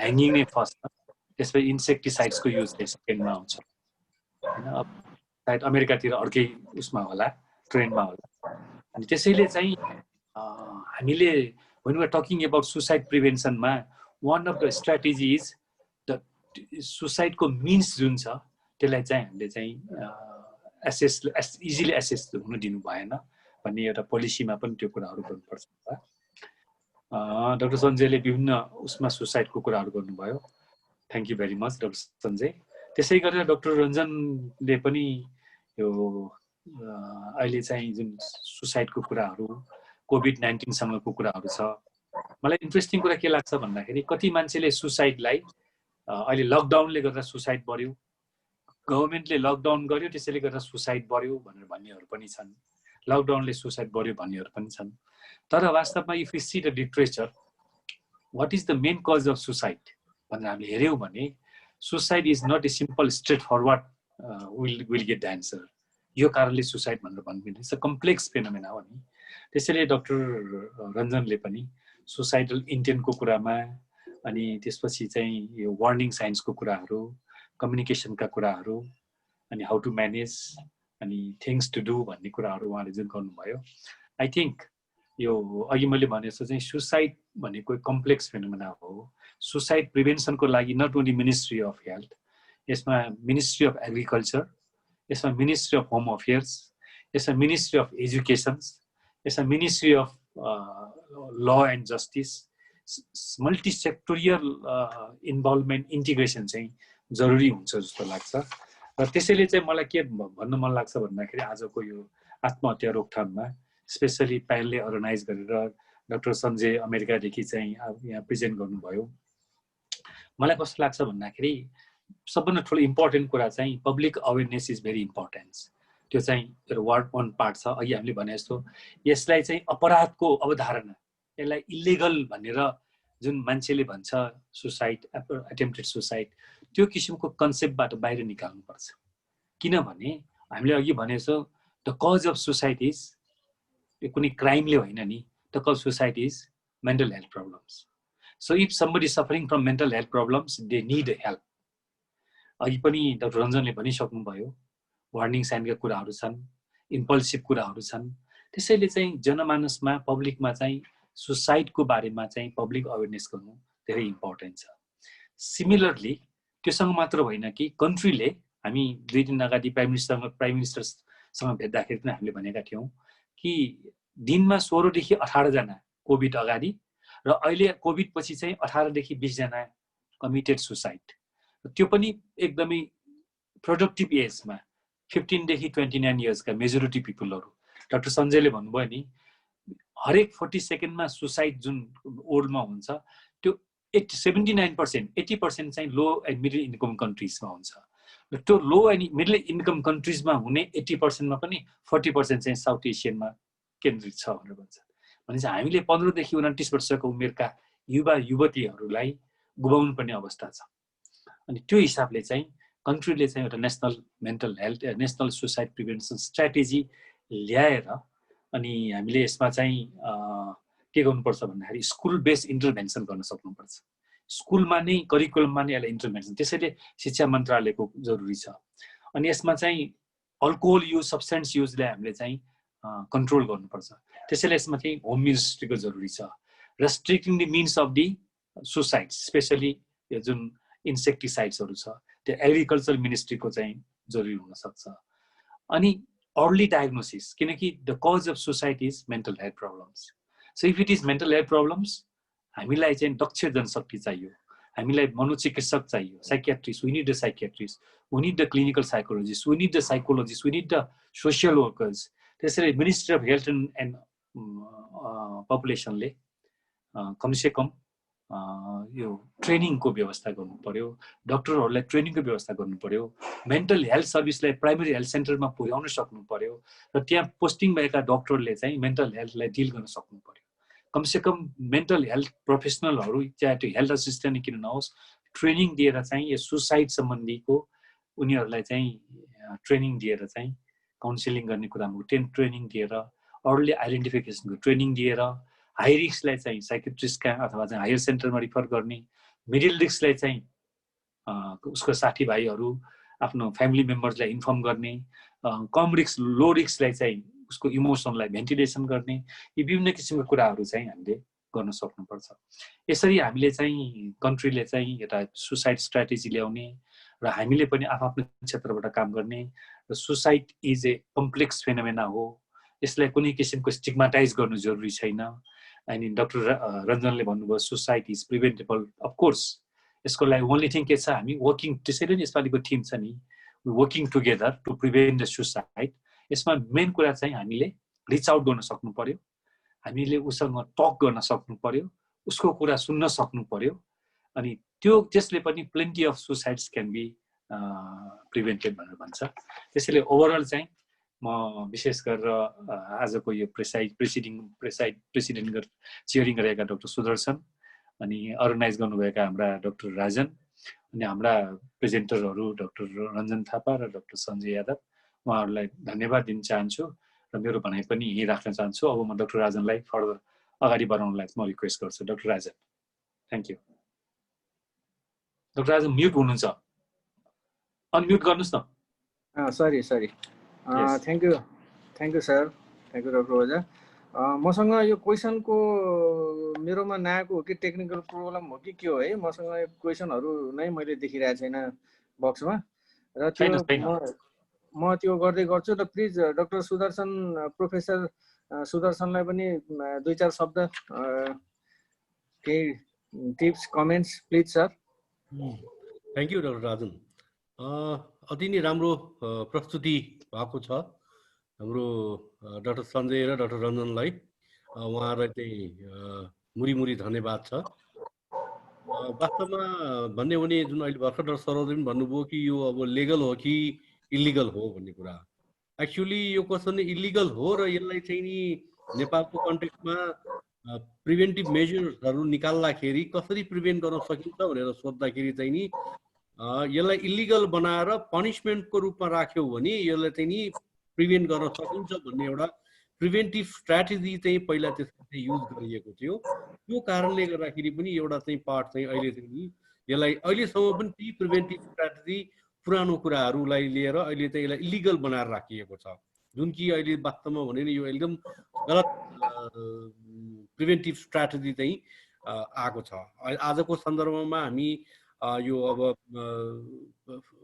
होल चाहिँ नि सुसाइड प्रिभेन्सन डेको लागि चाहिँ जुन कुराहरू गर्दाखेरि हामी पुराना कुराहरूलाई बिस्तारै चाहिँ यसलाई हटाएर नयाँ कुराहरूलाई कसरी हामीले चाहिँ प्रिभेन्टिभ मेजर्सहरूलाई हामीले जहाँ जानुपर्छ भन्ने कुरामा हामीले जोड दिनुपर्ने जस्तो लाग्छ। अब उहाँहरूले पनि भनिसक्नु भएको छ, डाक्टर सरोजले पनि भनिसक्नु भएको छ प्रिभेन्टिभ मेजर्सहरूमा चाहिँ के गर्नुपर्ने छ भन्ने कुराको लागि चाहिँ। र अहिलेको यही जोड्दै अब हामी लामो चाहिँ नगरौँ, सुसाइड प्रिभेन्सनलाई अहिले पनि लास्टली चाहिँ कस्तो नि यो एउटा जुन अर्को यो बिहेभियर प्रब्लमलाई हामीले बिहेभियर मोडिफिकेसनमा कसरी लाने र एउटा मान्छेले कसरी चाहिँ सुसाइड गर्न खोजेको अवस्था र सुसाइड कम्प्लिटली सुसाइड हुँदाखेरि कतिको मानसिक पीडाहरू चाहिँ दिन्छन्, जुन त्यो सुसाइड गर्नुभन्दा अगाडिको मान्छेलाई त्यो बेलामा कति उसको मानसिक पीडा र त्यसपछि फ्यामिलीलाई कतिको चाहिँ नि यो मानसिक पीडा हुन्छ भन्ने कुरा बयान गरेर साध्य हुँदैन। त्यसैले गर्दाखेरि यो चिजलाई गराउनलाई प्रोत्साहन नगरिकन हामी अगाडि कसरी बढ्ने भन्ने कुराको लागि नि हामीले जानुपर्ने हुन्छ जस्तो लाग्छ। र यसको लागि एक्सटेन्सिभली चाहिँ नि ट्रेनिङ प्रोग्रामहरूलाई चाहिँ धेरै महत्त्व दिएर र चाहिँ यो प्रिभेन्टिभ स्ट्राटेजीहरूलाई चाहिँ गाउँ गाउँमा र चाहिँ सबै ठाउँमा पुर्याउन सक्यौँ भने चाहिँ यसले केही न केही कुरामा डेफिनेटली ल्याउँछ। र यसै साथसाथै यो सुसाइड प्रिभेन्सन स्ट्राटेजीलाई चाहिँ एउटा चाहिँ नि दस्तावेज बनाएर यो अनुसार हामीले सरकारकोमा चाहिँ हामीले पठाउन सक्यौँ भने यसले चाहिँ केही न केही रूपमा चाहिँ गर्न सकिन्छ जस्तो लाग्छ। धन्यवाद। यति भन्दै म डाक्टर राजनलाई ह्यान्डओभर गरौँ। हजुर, thank you sir, thank you Sudarshan sir. हामीले आज धेरै नै कुराहरू सिक्यौँ, पढ्यौँ, जान्यौँ र म योभन्दा अगाडि एउटा के कुरा गर्न चाहन्छु भने जस्तै हामी सरहरू हाम्रो एक्जिक्युटिभ साइकेट्रिक एसोसिएसन्स अफ नेपालका एक्जिक्युटिभ प्रोफेसर सुदर्शन सरको रोहोबरमा डाक्टर सरोज ओझा सर सहित र हाम्रो प्रमुख विशेषज्ञ जो स्वास्थ्य मन्त्रालयमा हुनुहुन्छ साइकियाट्रिस्ट नै डाक्टर रोशन पोखरेलको रोहोबरमा चाहिँ हामी सरहरू 3 दिन अगाडि मङ्गलबार नेपालमा मानसिक स्वास्थ्य मानसिक अब यो रोगहरूको बारेमा कसरी भइरहेछ के छ भन्ने एउटा स्ट्राटेजीको लागि त्यहाँ पनि गएर एउटा पहल अस्ति चाहिँ भएको छ र त्यो एउटा हाम्रो लागि एकदमै राम्रो एउटा माइलस्टोन चाहिँ भएको छ र जहाँसम्म लाग्छ प्रधानमन्त्रीले जुन एउटा आश्वासन दिनुभएको छ त्यो परिपूर्ति हुनेछ र यो हामी सबैको लागि एउटा राम्रो कदम हुनेछ। र अरू अब हामी अब धेरै लामो नगरौँ, क्वेसन्सहरू पनि मैले अब खै हाम्रो म एउटा हेरिहाल्छु यहाँ केहीहरू आएको छन् र आजको प्रेजेन्टेसनहरू सबै एकदमै राम्रो। क्वेसन्सहरू त केही आएको रहेछ र केही क्वेसनहरू चाहिँ हामी गर्छौँ र यसमा केही इनपुटहरू केही थप्नु छ भने डाक्टर साहब थप्दै गर्नुहोस्, म क्वेसन लिइहाल्छु। रञ्जन प्लिज केही इनपुट छ भने गरिहाल्नु है, म यता क्वेसन गर्दै गर्छु म। ल ल होइन क्वेसन लिउँ, पहिला क्वेसन लिउँ। अनि यहाँ क्वेसन म हेरिरहेको छु के त्योमा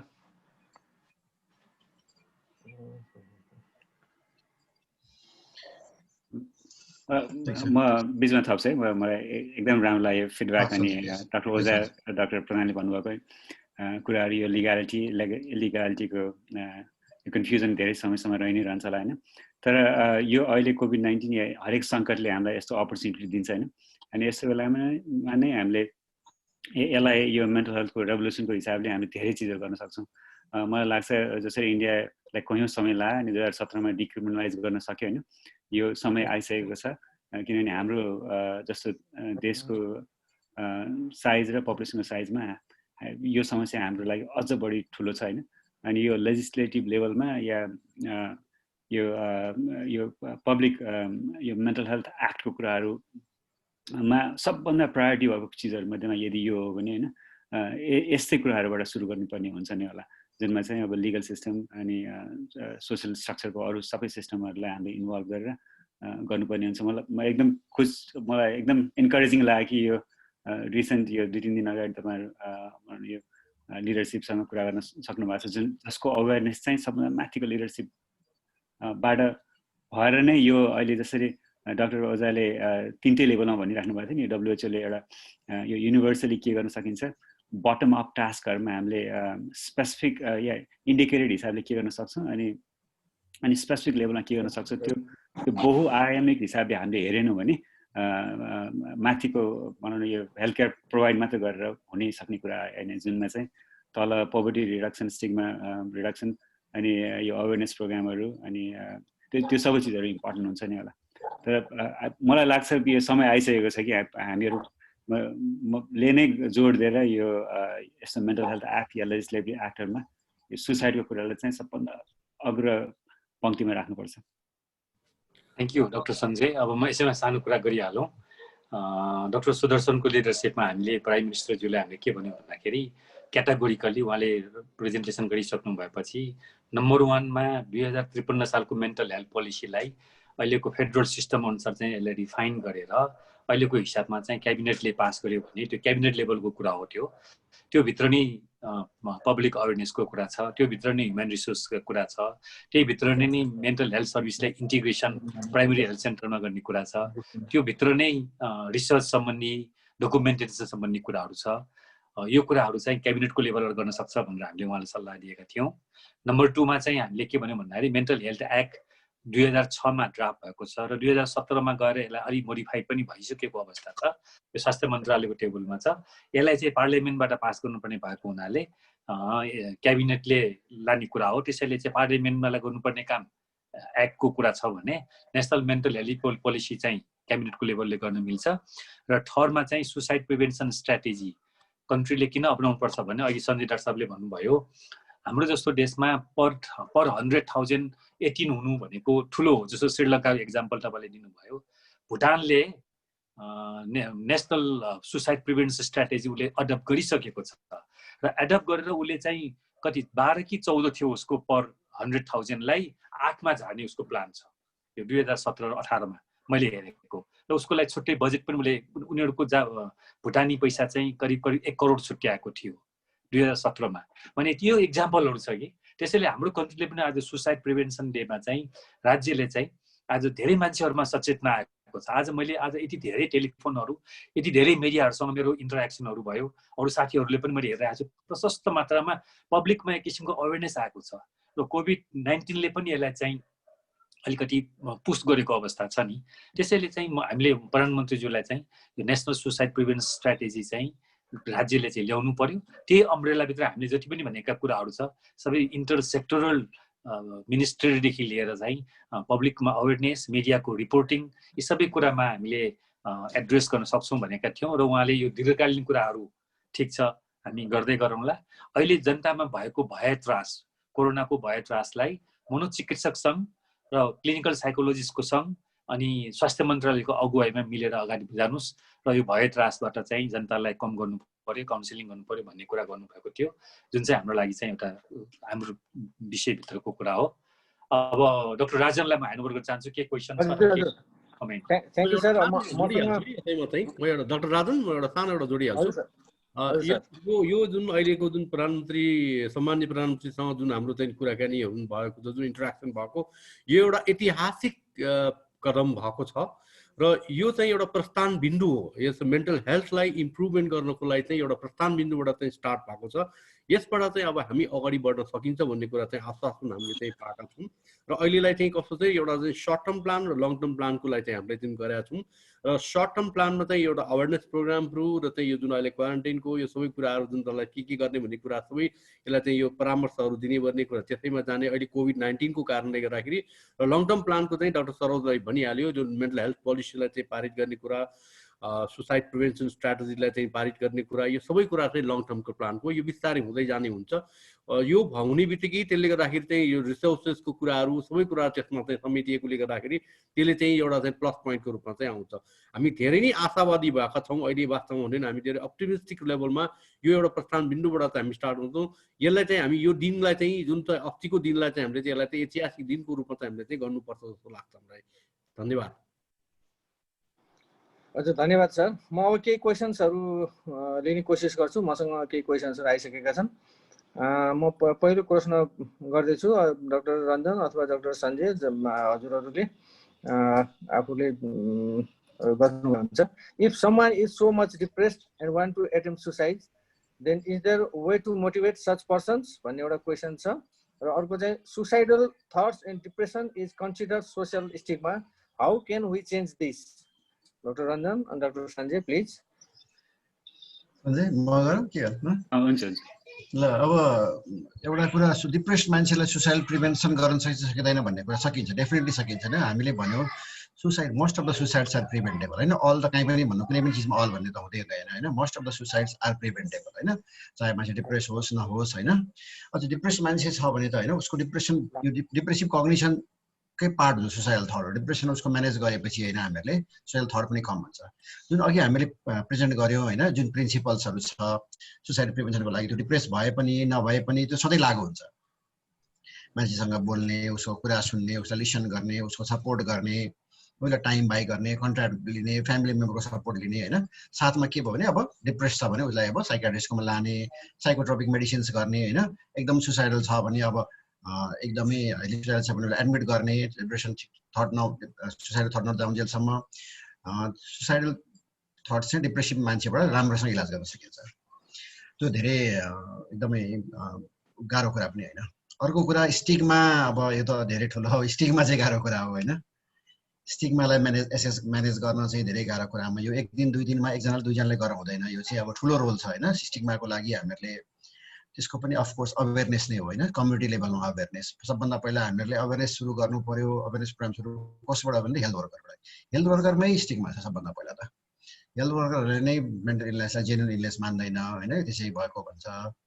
यो अवेरनेसको हेल्थ वर्करबाट सुरु गर्नु पर्यो, पोलिटिकल लेभलमा जानु पर्यो, स्टिगमा पनि लानु पर्छ। डाक्टर सञ्जय स्टिगमाको बारेमा अलिकति एड गर्नु। हजुर होइन, स्टिगमा एकदम त्यही त यो सबभन्दा कम्प्लेक्स कुरा कसरी हो भन्दाखेरि वास्तवमा यो फियर बेस्ड हाम्रो ह्युमन एभोल्युसनमा जहिले नि फियर बेस्डमा स्टिगमा जन्मिन्छ होइन।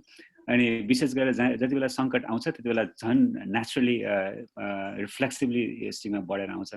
तपाईँले देख्न सक्नुहुन्छ होला जहाँनिर डिप्रेसनको एसोसिएसन चाहिँ सामाजिक हिसाबले विकनेस छ भने त्यो विकनेस कसैले पनि आत्मसात गर्नलाई खोज्दैन।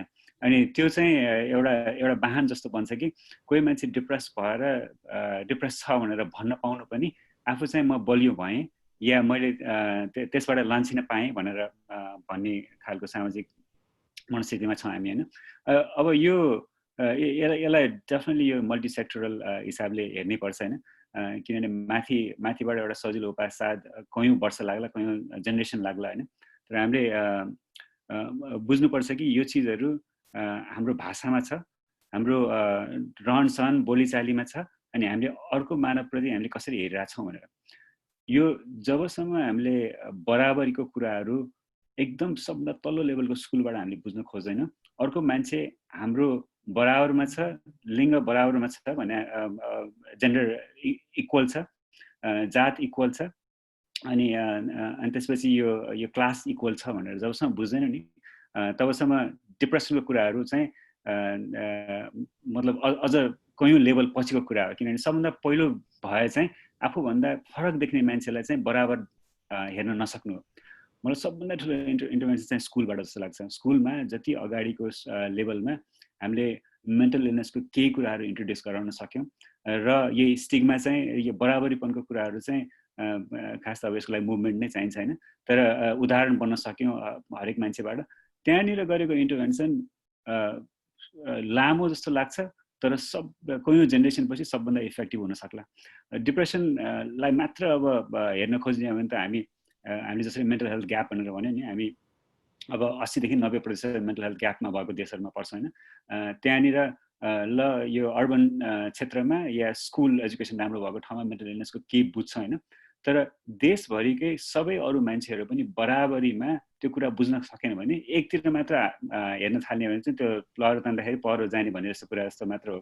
त्यही भएर त्यो हिसाबले चाहिँ सबै लेभलमा या विशेष गरेर ग्रामीण क्षेत्रमा झन् बढी इन्भेस्टमेन्ट चाहिन्छ त्यो मेन्टल हेल्थको ग्याप फिल गर्नलाई। ग्याप चाहिँ अब भन्नलाई सजिलो छ होइन, तर हामीलाई डिटेक्सनमै पनि हामी ग्यापमा छौँ, ट्रिटमेन्टमा अलिकति कम ग्यापमा छौँ, अनि क्वालिटी अफ केयरमा झन् बढी ग्यापमा छ। तिनीहरू सबै चिज भयो भने अनि बल्ल डिप्रेसन बुझ्न थाल्छौँ होइन।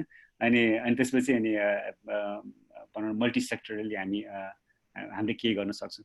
त्यही भएर अब छोटो एन्सर यसको डेफिनेटली छैन होइन, तर हामी अप्टिमिस्टिक भइ नै राख्नुपर्छ। मलाई अघि नै भनेको कुराहरूले यस्तो कुराहरूले सानो चिजहरूले यसमा एड गर्दै जाने कुरा। तर आज भेटेको अर्को मान्छेसँग बराबरीको आँखाबाट हेर्नुहोस्, त्यहीँबाट सुरु हुन्छ। हामी एक मान्छेले गर्ने कुरा हो।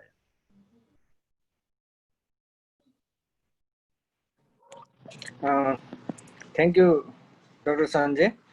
डाक्टर सञ्जयलाई मसँग एउटा क्वेसन छ, स्पेसली डाक्टर सञ्जयलाई नै उहाँ लेख्नु भएको छ। मैले चाहिँ मेरो यो टेक्निकल प्रब्लम यो ल्यापटप नचलेको हुनाले मैले अहिले मोबाइलबाट गर्नु पर्दाखेरि यो क्वेसन कसले सोधेको भन्ने पनि त्यति राम्रो नभएको, I am very sorry for that. तर क्वेसन चाहिँ डाक्टर सञ्जयलाई छ यो, rampant use of antidepressants by any health workers from over the counter to physician for mood disorder is one more important reason of suicide in our country.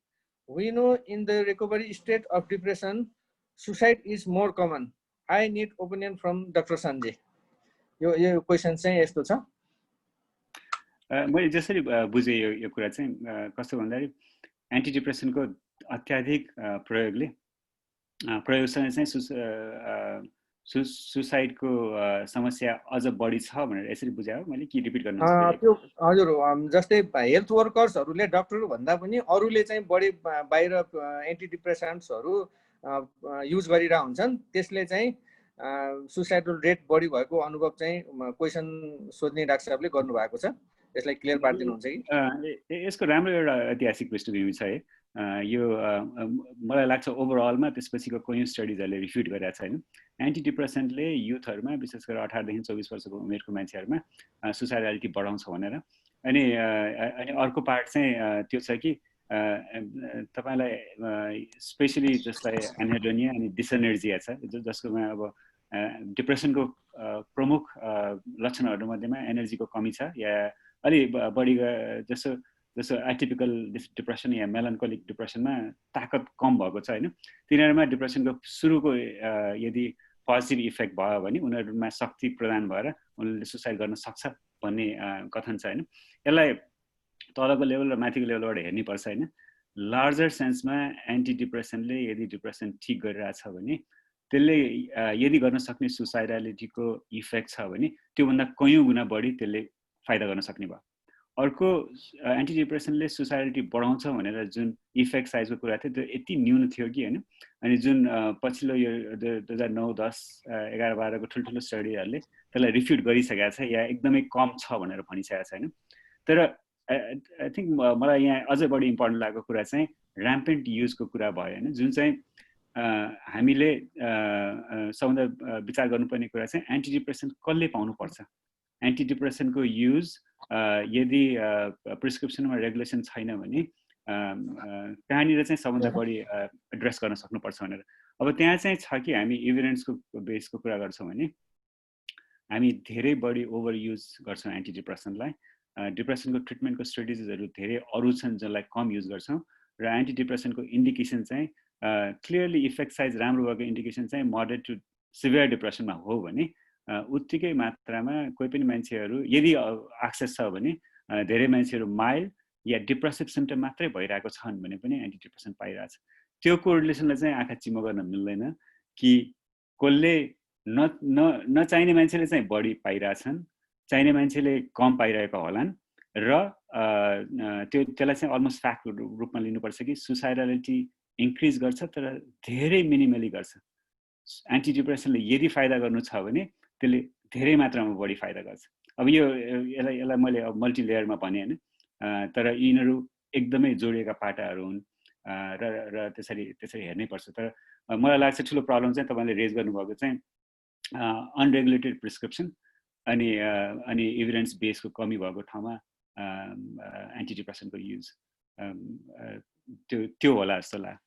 मैले सर्टमा answer भन्दाखेरि म agree गर्छु anti depression over use गर्नु हुँदैन, तर हामीसँग detection गर्ने र ह्युमन रिसोर्सेस कम छ कि हामी प्रपरली राम्रोसँग हामीले डिटेक्ट गर्न सकिरहेछौँ। यति नै भन्नु खोजेको। कसैले एड गर्नुहुन्छ भने गर्नु होला। ठिक छ न, एकदमै सान्दर्भिक क्वेसन हो र एकदम प्र्याक्टिकल क्वेसन हो यो। Good question. Rajan, next question. Rajan, next.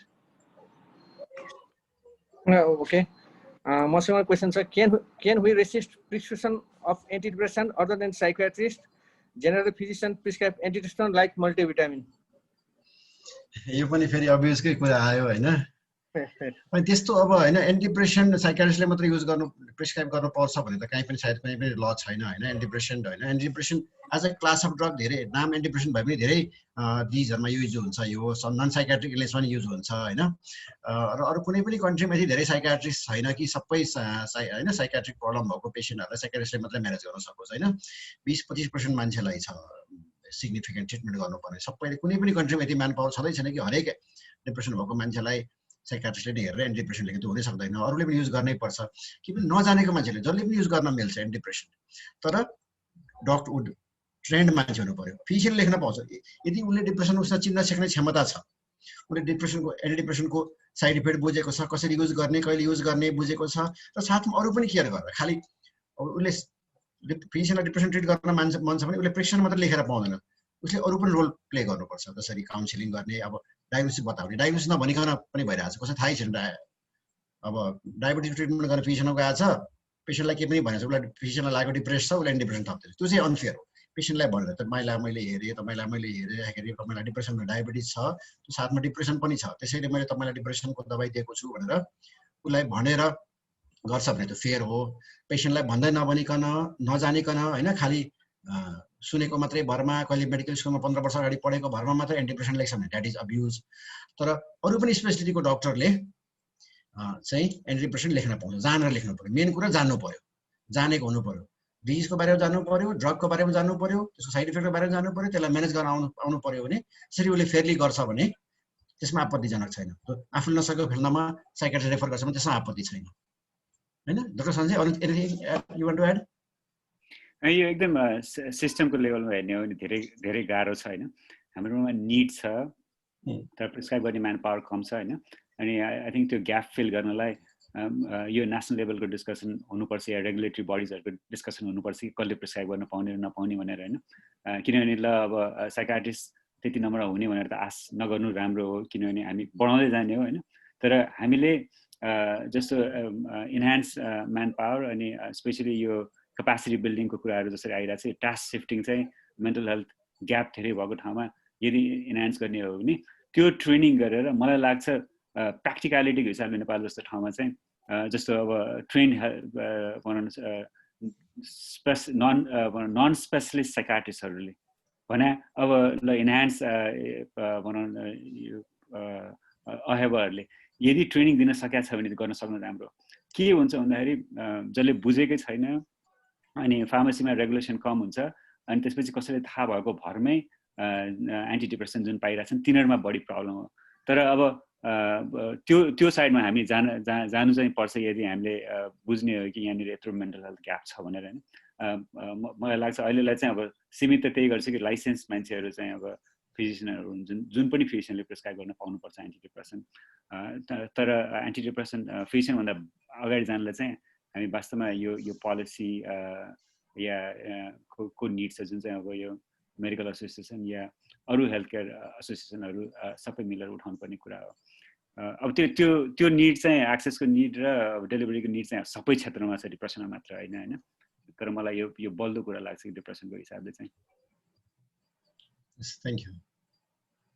Rajan next. Mute Rajan, you are mute.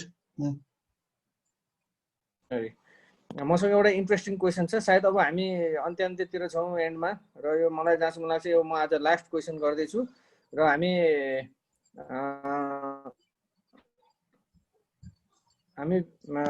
र अरू क्वेसन्सहरू क्वेरीहरू छ भने जस्तै डाक्टर रञ्जन अथवा चाहिँ डाक्टर सञ्जय यादवलाई पर्सनली पनि कल गर्न सकिन्छ र उहाँहरूको फेसबुक पेजहरू, भाइबर, वाट्सएपमा पनि उहाँहरूसँग सम्पर्क गर्न सकिन्छ क्वेसन्स एन्सरको लागि होइन डाक्टर साहबहरू। र प्लिज म यो लगभग एकदमै इन्ट्रेस्टिङ एउटा क्वेसन छ, डाक्टर कसले यो क्वेसन गर्नुभएको हो भनेर पनि मैले गर्न सकिरहेको छैन, त्यो यसको लागि एकदमै सरी, मेरो यो टेक्निकल प्रब्लमले गर्दाखेरि। Recently we lost our beloved National poet Sri Madhav Prasad Ghimire. His caretaker or daughter came out in the press that he made himself prepared for his end since 4-5 days before his passing away. What and how do you explain that? Is it a planned slow suicide? यो हजुरहरु दुवैजना जसले गर्नुभयो पनि हुन्छ। यो question चाहिँ हाम्रो doctor ध्रुवमान सरको चाहिँ क्वेसन रहेछ यो, प्लिज। हजुर, अब एउटा त व्यक्तिगत रूपमा पहिला त म एकदमै उहाँले दिनुभएको राष्ट्रको लागि कविताबाट दिनुभएको कुरालाई म एकदम नतमस्तक छु है। पर्सनल लेभलमा यसलाई आन्सर गर्नु मलाई ठिक लाग्दैन हैन। त्यसलाई छुटाएर कोही मान्छेले यसरी एक्सप्रेसन गर्छ भने कसरी हेर्न सकिन्छ भनेर। अब यो फिजिसियन भएर या डाक्टर भएर हामी बुझ्छौँ कि हामीले सबै लेभलमा हामीले विचार गरेर हेर्नुपर्छ हैन। अनि सबभन्दा ठुलो कुरा यस्तो कुराहरूमा एथिक्सको कुराहरू आउँछ हैन, जस्टिसको कुराहरू आउँछ हैन। अनि त्यसपछि अब साइकियाट्रिक लेभलमा हामीले यो एक्सप्रेसनलाई पढ्न बुझ्न खोज्छौँ हैन। त्यतिको भरमा कसैले डिटरमाइन गरिहाल्नु पनि यो अलिकति जम्प गरे जस्तो लाग्छ हैन। हामीलाई के थाहा त्यसमा अनेकौं पाटाहरू थियो होला जुन हामीले बुझ्न सकेका छैन। तर वेस्टर्न वर्ल्डमा चाहिँ सुसाइडलाई धेरै बढी हिसाबले डिफाइन गरिएको छ हैन। अनि कसलाई चाहिँ अनि त्यही भएर नि यो लिगालिटीको कुराहरू एकदम आउँछ कि मेन्टल हेल्थ एक्ट कसलाई लगाउन सकिन्छ, कसलाई चाहिँ इन्फोर्स गर्न सकिन्छ, कसलाई चाहिँ रोक्न सकिन्छ भनेर होइन। तर यस्तो कुरामा चाहिँ सब हामीले अघि नै प्लान अनि इन्टेन्टको कुरा गऱ्यौँ नि, इभेन्चुअली कसैलाई ल सुसाइड हो र तिमीले गर्न पाउँदैनौ भनेर भन्ने कुरा चाहिँ एउटा सबभन्दा ठुलो डिटर्मिनेन्ट चाहिँ एक्ट इन फर्दरेन्स भन्छ। तपाईँले भन्नुभयो, गर्नुभयो, के अरे योजना बनाउनु भयो, अनि त्यसपछि अनि एकदमै आशय राख्नुभयो होइन, तर तपाईँले कदम चाल्नुभयो कि भएन। अनि त्यो कदम चलाइमा चाहिँ अरू कुनै चिजहरूले विघ्न बाधाहरू दिएको थियो कि थिएन, अरू कुराहरू चाहिँ यो चाहिँ क्लियर एन्ड कन्भिन्सिङ हुनुपर्छ भन्ने छ क्या। अनि त्यो पाटा चाहिँ अब वेस्टर्न वर्ल्ड यो युरोपले पनि त्यसरी पहिला हेरे हुन्छ होइन। अनि त्यसपछि अनि सुसाइड डिटर्माइन गरिन्छ, जहाँनिर चाहिँ रोक्न खोजिन्छ। तर कयौँ चिज छन् जसले एथिकली चाहिँ दुईटा तपाईँले सुन्नुभयो होला, फिजिसियन असिस्टेड सुसाइड अनि युथेनेसिया। अनि क्रोनिक मेडिकल इलनेसको कन्डिसनमा कति कुराहरू चाहिँ यदि मान्छेले कपासिटेटेड आफूले बुझेर आफूले चाहिँ यसको यसलाई अन्डरस्ट्यान्ड गरेर मेरो लाइफको क्वालिटी अफ लाइफको फिटिलिटी छ, मैले यसलाई राम्रो बनाउन सक्दिनँ र त्यो सिचुएसनलाई अप्रिसिएट गर्न सक्छ, त्यसलाई रिजनिङ दिन्छ भने मान्छेले त्यस्तो परिस्थितिमा कयौँ लेभलमा अधिकार हुन्छ। अनि त्यसपछि आउँछ अब कुन ठाउँहरूले त्यसलाई चाहिँ पर्मिट गरिरहेको छ, जुनमा चाहिँ फिजिसियनले चाहिँ केही मात्रामा सहज पारिदिने, जसलाई चाहिँ अब फिजिसियन असिस्टेड सुसाइड भन्छन् होइन। अब अनि अर्को चाहिँ अब अलि त्योभन्दा अलि एथिकली प्रब्लमेटिक कुराहरू जुन कुनै देशहरूले चाहिँ युथेनेसिया गर्ने चलन पनि हुन्छ, जहाँनिर एक्सन हुन्छ कोही अर्को बाह्य मान्छेले। तर स्लो सुसाइडलाई डिफाइन गर्नलाई जति गाह्रो छ त्यतिकै मलाई लाग्छ हामी धेरै कुराहरूमा क्लियर भइसकेको छ कि जसलाई दीर्घ रोग छ र त्यसले चाहिँ क्वालिटी अफ लाइफमा इम्प्याक्ट पारिरहेछ र उसलाई राम्रो बुझ्ने केही अरू मान्छेहरूले यदि ऊ एकदमै इन्कपासिटेड छ र उसको लागि डिसिजन गर्न सक्छ भने धेरै स्थानहरू छन् जहाँनिर मान्छेले पाउँछन् स्लो सुसाइड गर्नलाई। अब मैले अगाडि तपाईँको क्वेसनमा चाहिँ रिफर गर्छु कि मैले यो उहाँप्रति व्यक्तिगत हिसाबले उहाँलाई सोचेर मैले भने होइन कि यो जेनरली कसैलाई सोच्न सक्ने कुरामा चाहिँ पाउने कन्डिसनहरू हुन्छ। अब उहाँको कन्डिसन त मलाई अब थाहा पनि भएन त्यस्तो हरेक स्पेसिफिक्समा, तर त्यो कुरा आई थिङ्क यो कुरा गर्नलाई जटिल कुरा पनि हो होइन। ब्ल्याक एन्ड व्हाइट यिनीहरू हुँदैन, यसमा एथिक्सको क्वेसनहरू हुन्छन् कि धेरै पार्टहरू हेर्नुपर्छ होइन। तर मजाले पाउने धेरै स्पेसिफिक कन्डिसनहरू छन् जहाँनिर जसलाई अब तपाईँले स्लो सुसाइड भन्न सक्नुहुन्छ होला, मलाई लाग्दैन त्यस्तो मेडिकल टर्म छ होइन। तर सुसाइड रोक्ने एउटा क्लियर ठाउँहरू छन् जुन हामी नेपालमा हामीले अहिले यस्तै मेन्टल हेल्थ एक्ट या पोलिसिजहरू एकदम सार्पन गरेर बनाउन सक्छौँ। स्लो सुसाइडको क्वेसन जहिले पनि गाह्रो हुन्छ। फिजिसियन असिस्टेड सुसाइड र युथेनेसियाबाट चाहिँ हामी धेरै टाढा छौँ र मलाई लाग्छ हामी त्यहाँ अहिले पुगिहाल्नु पनि हुँदैन।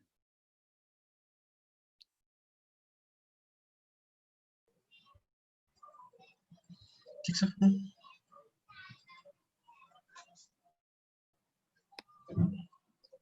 Rajan unmute.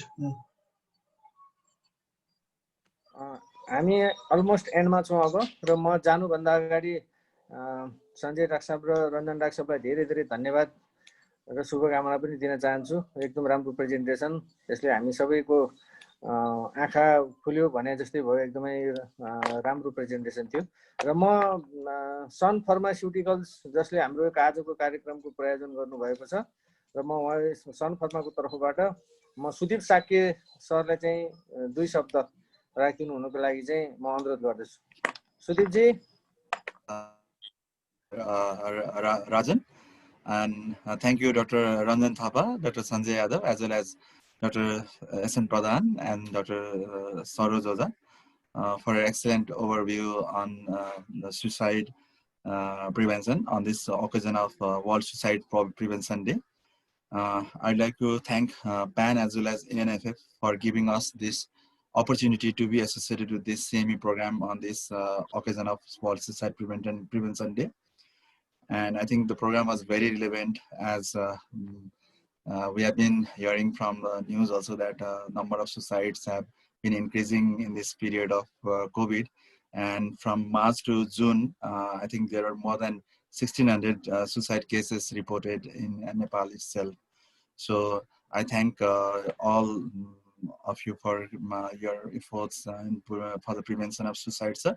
And I also like to inform all that despite all the COVID situation and difficulties, all the Sun Pharma products are available in the market, sir.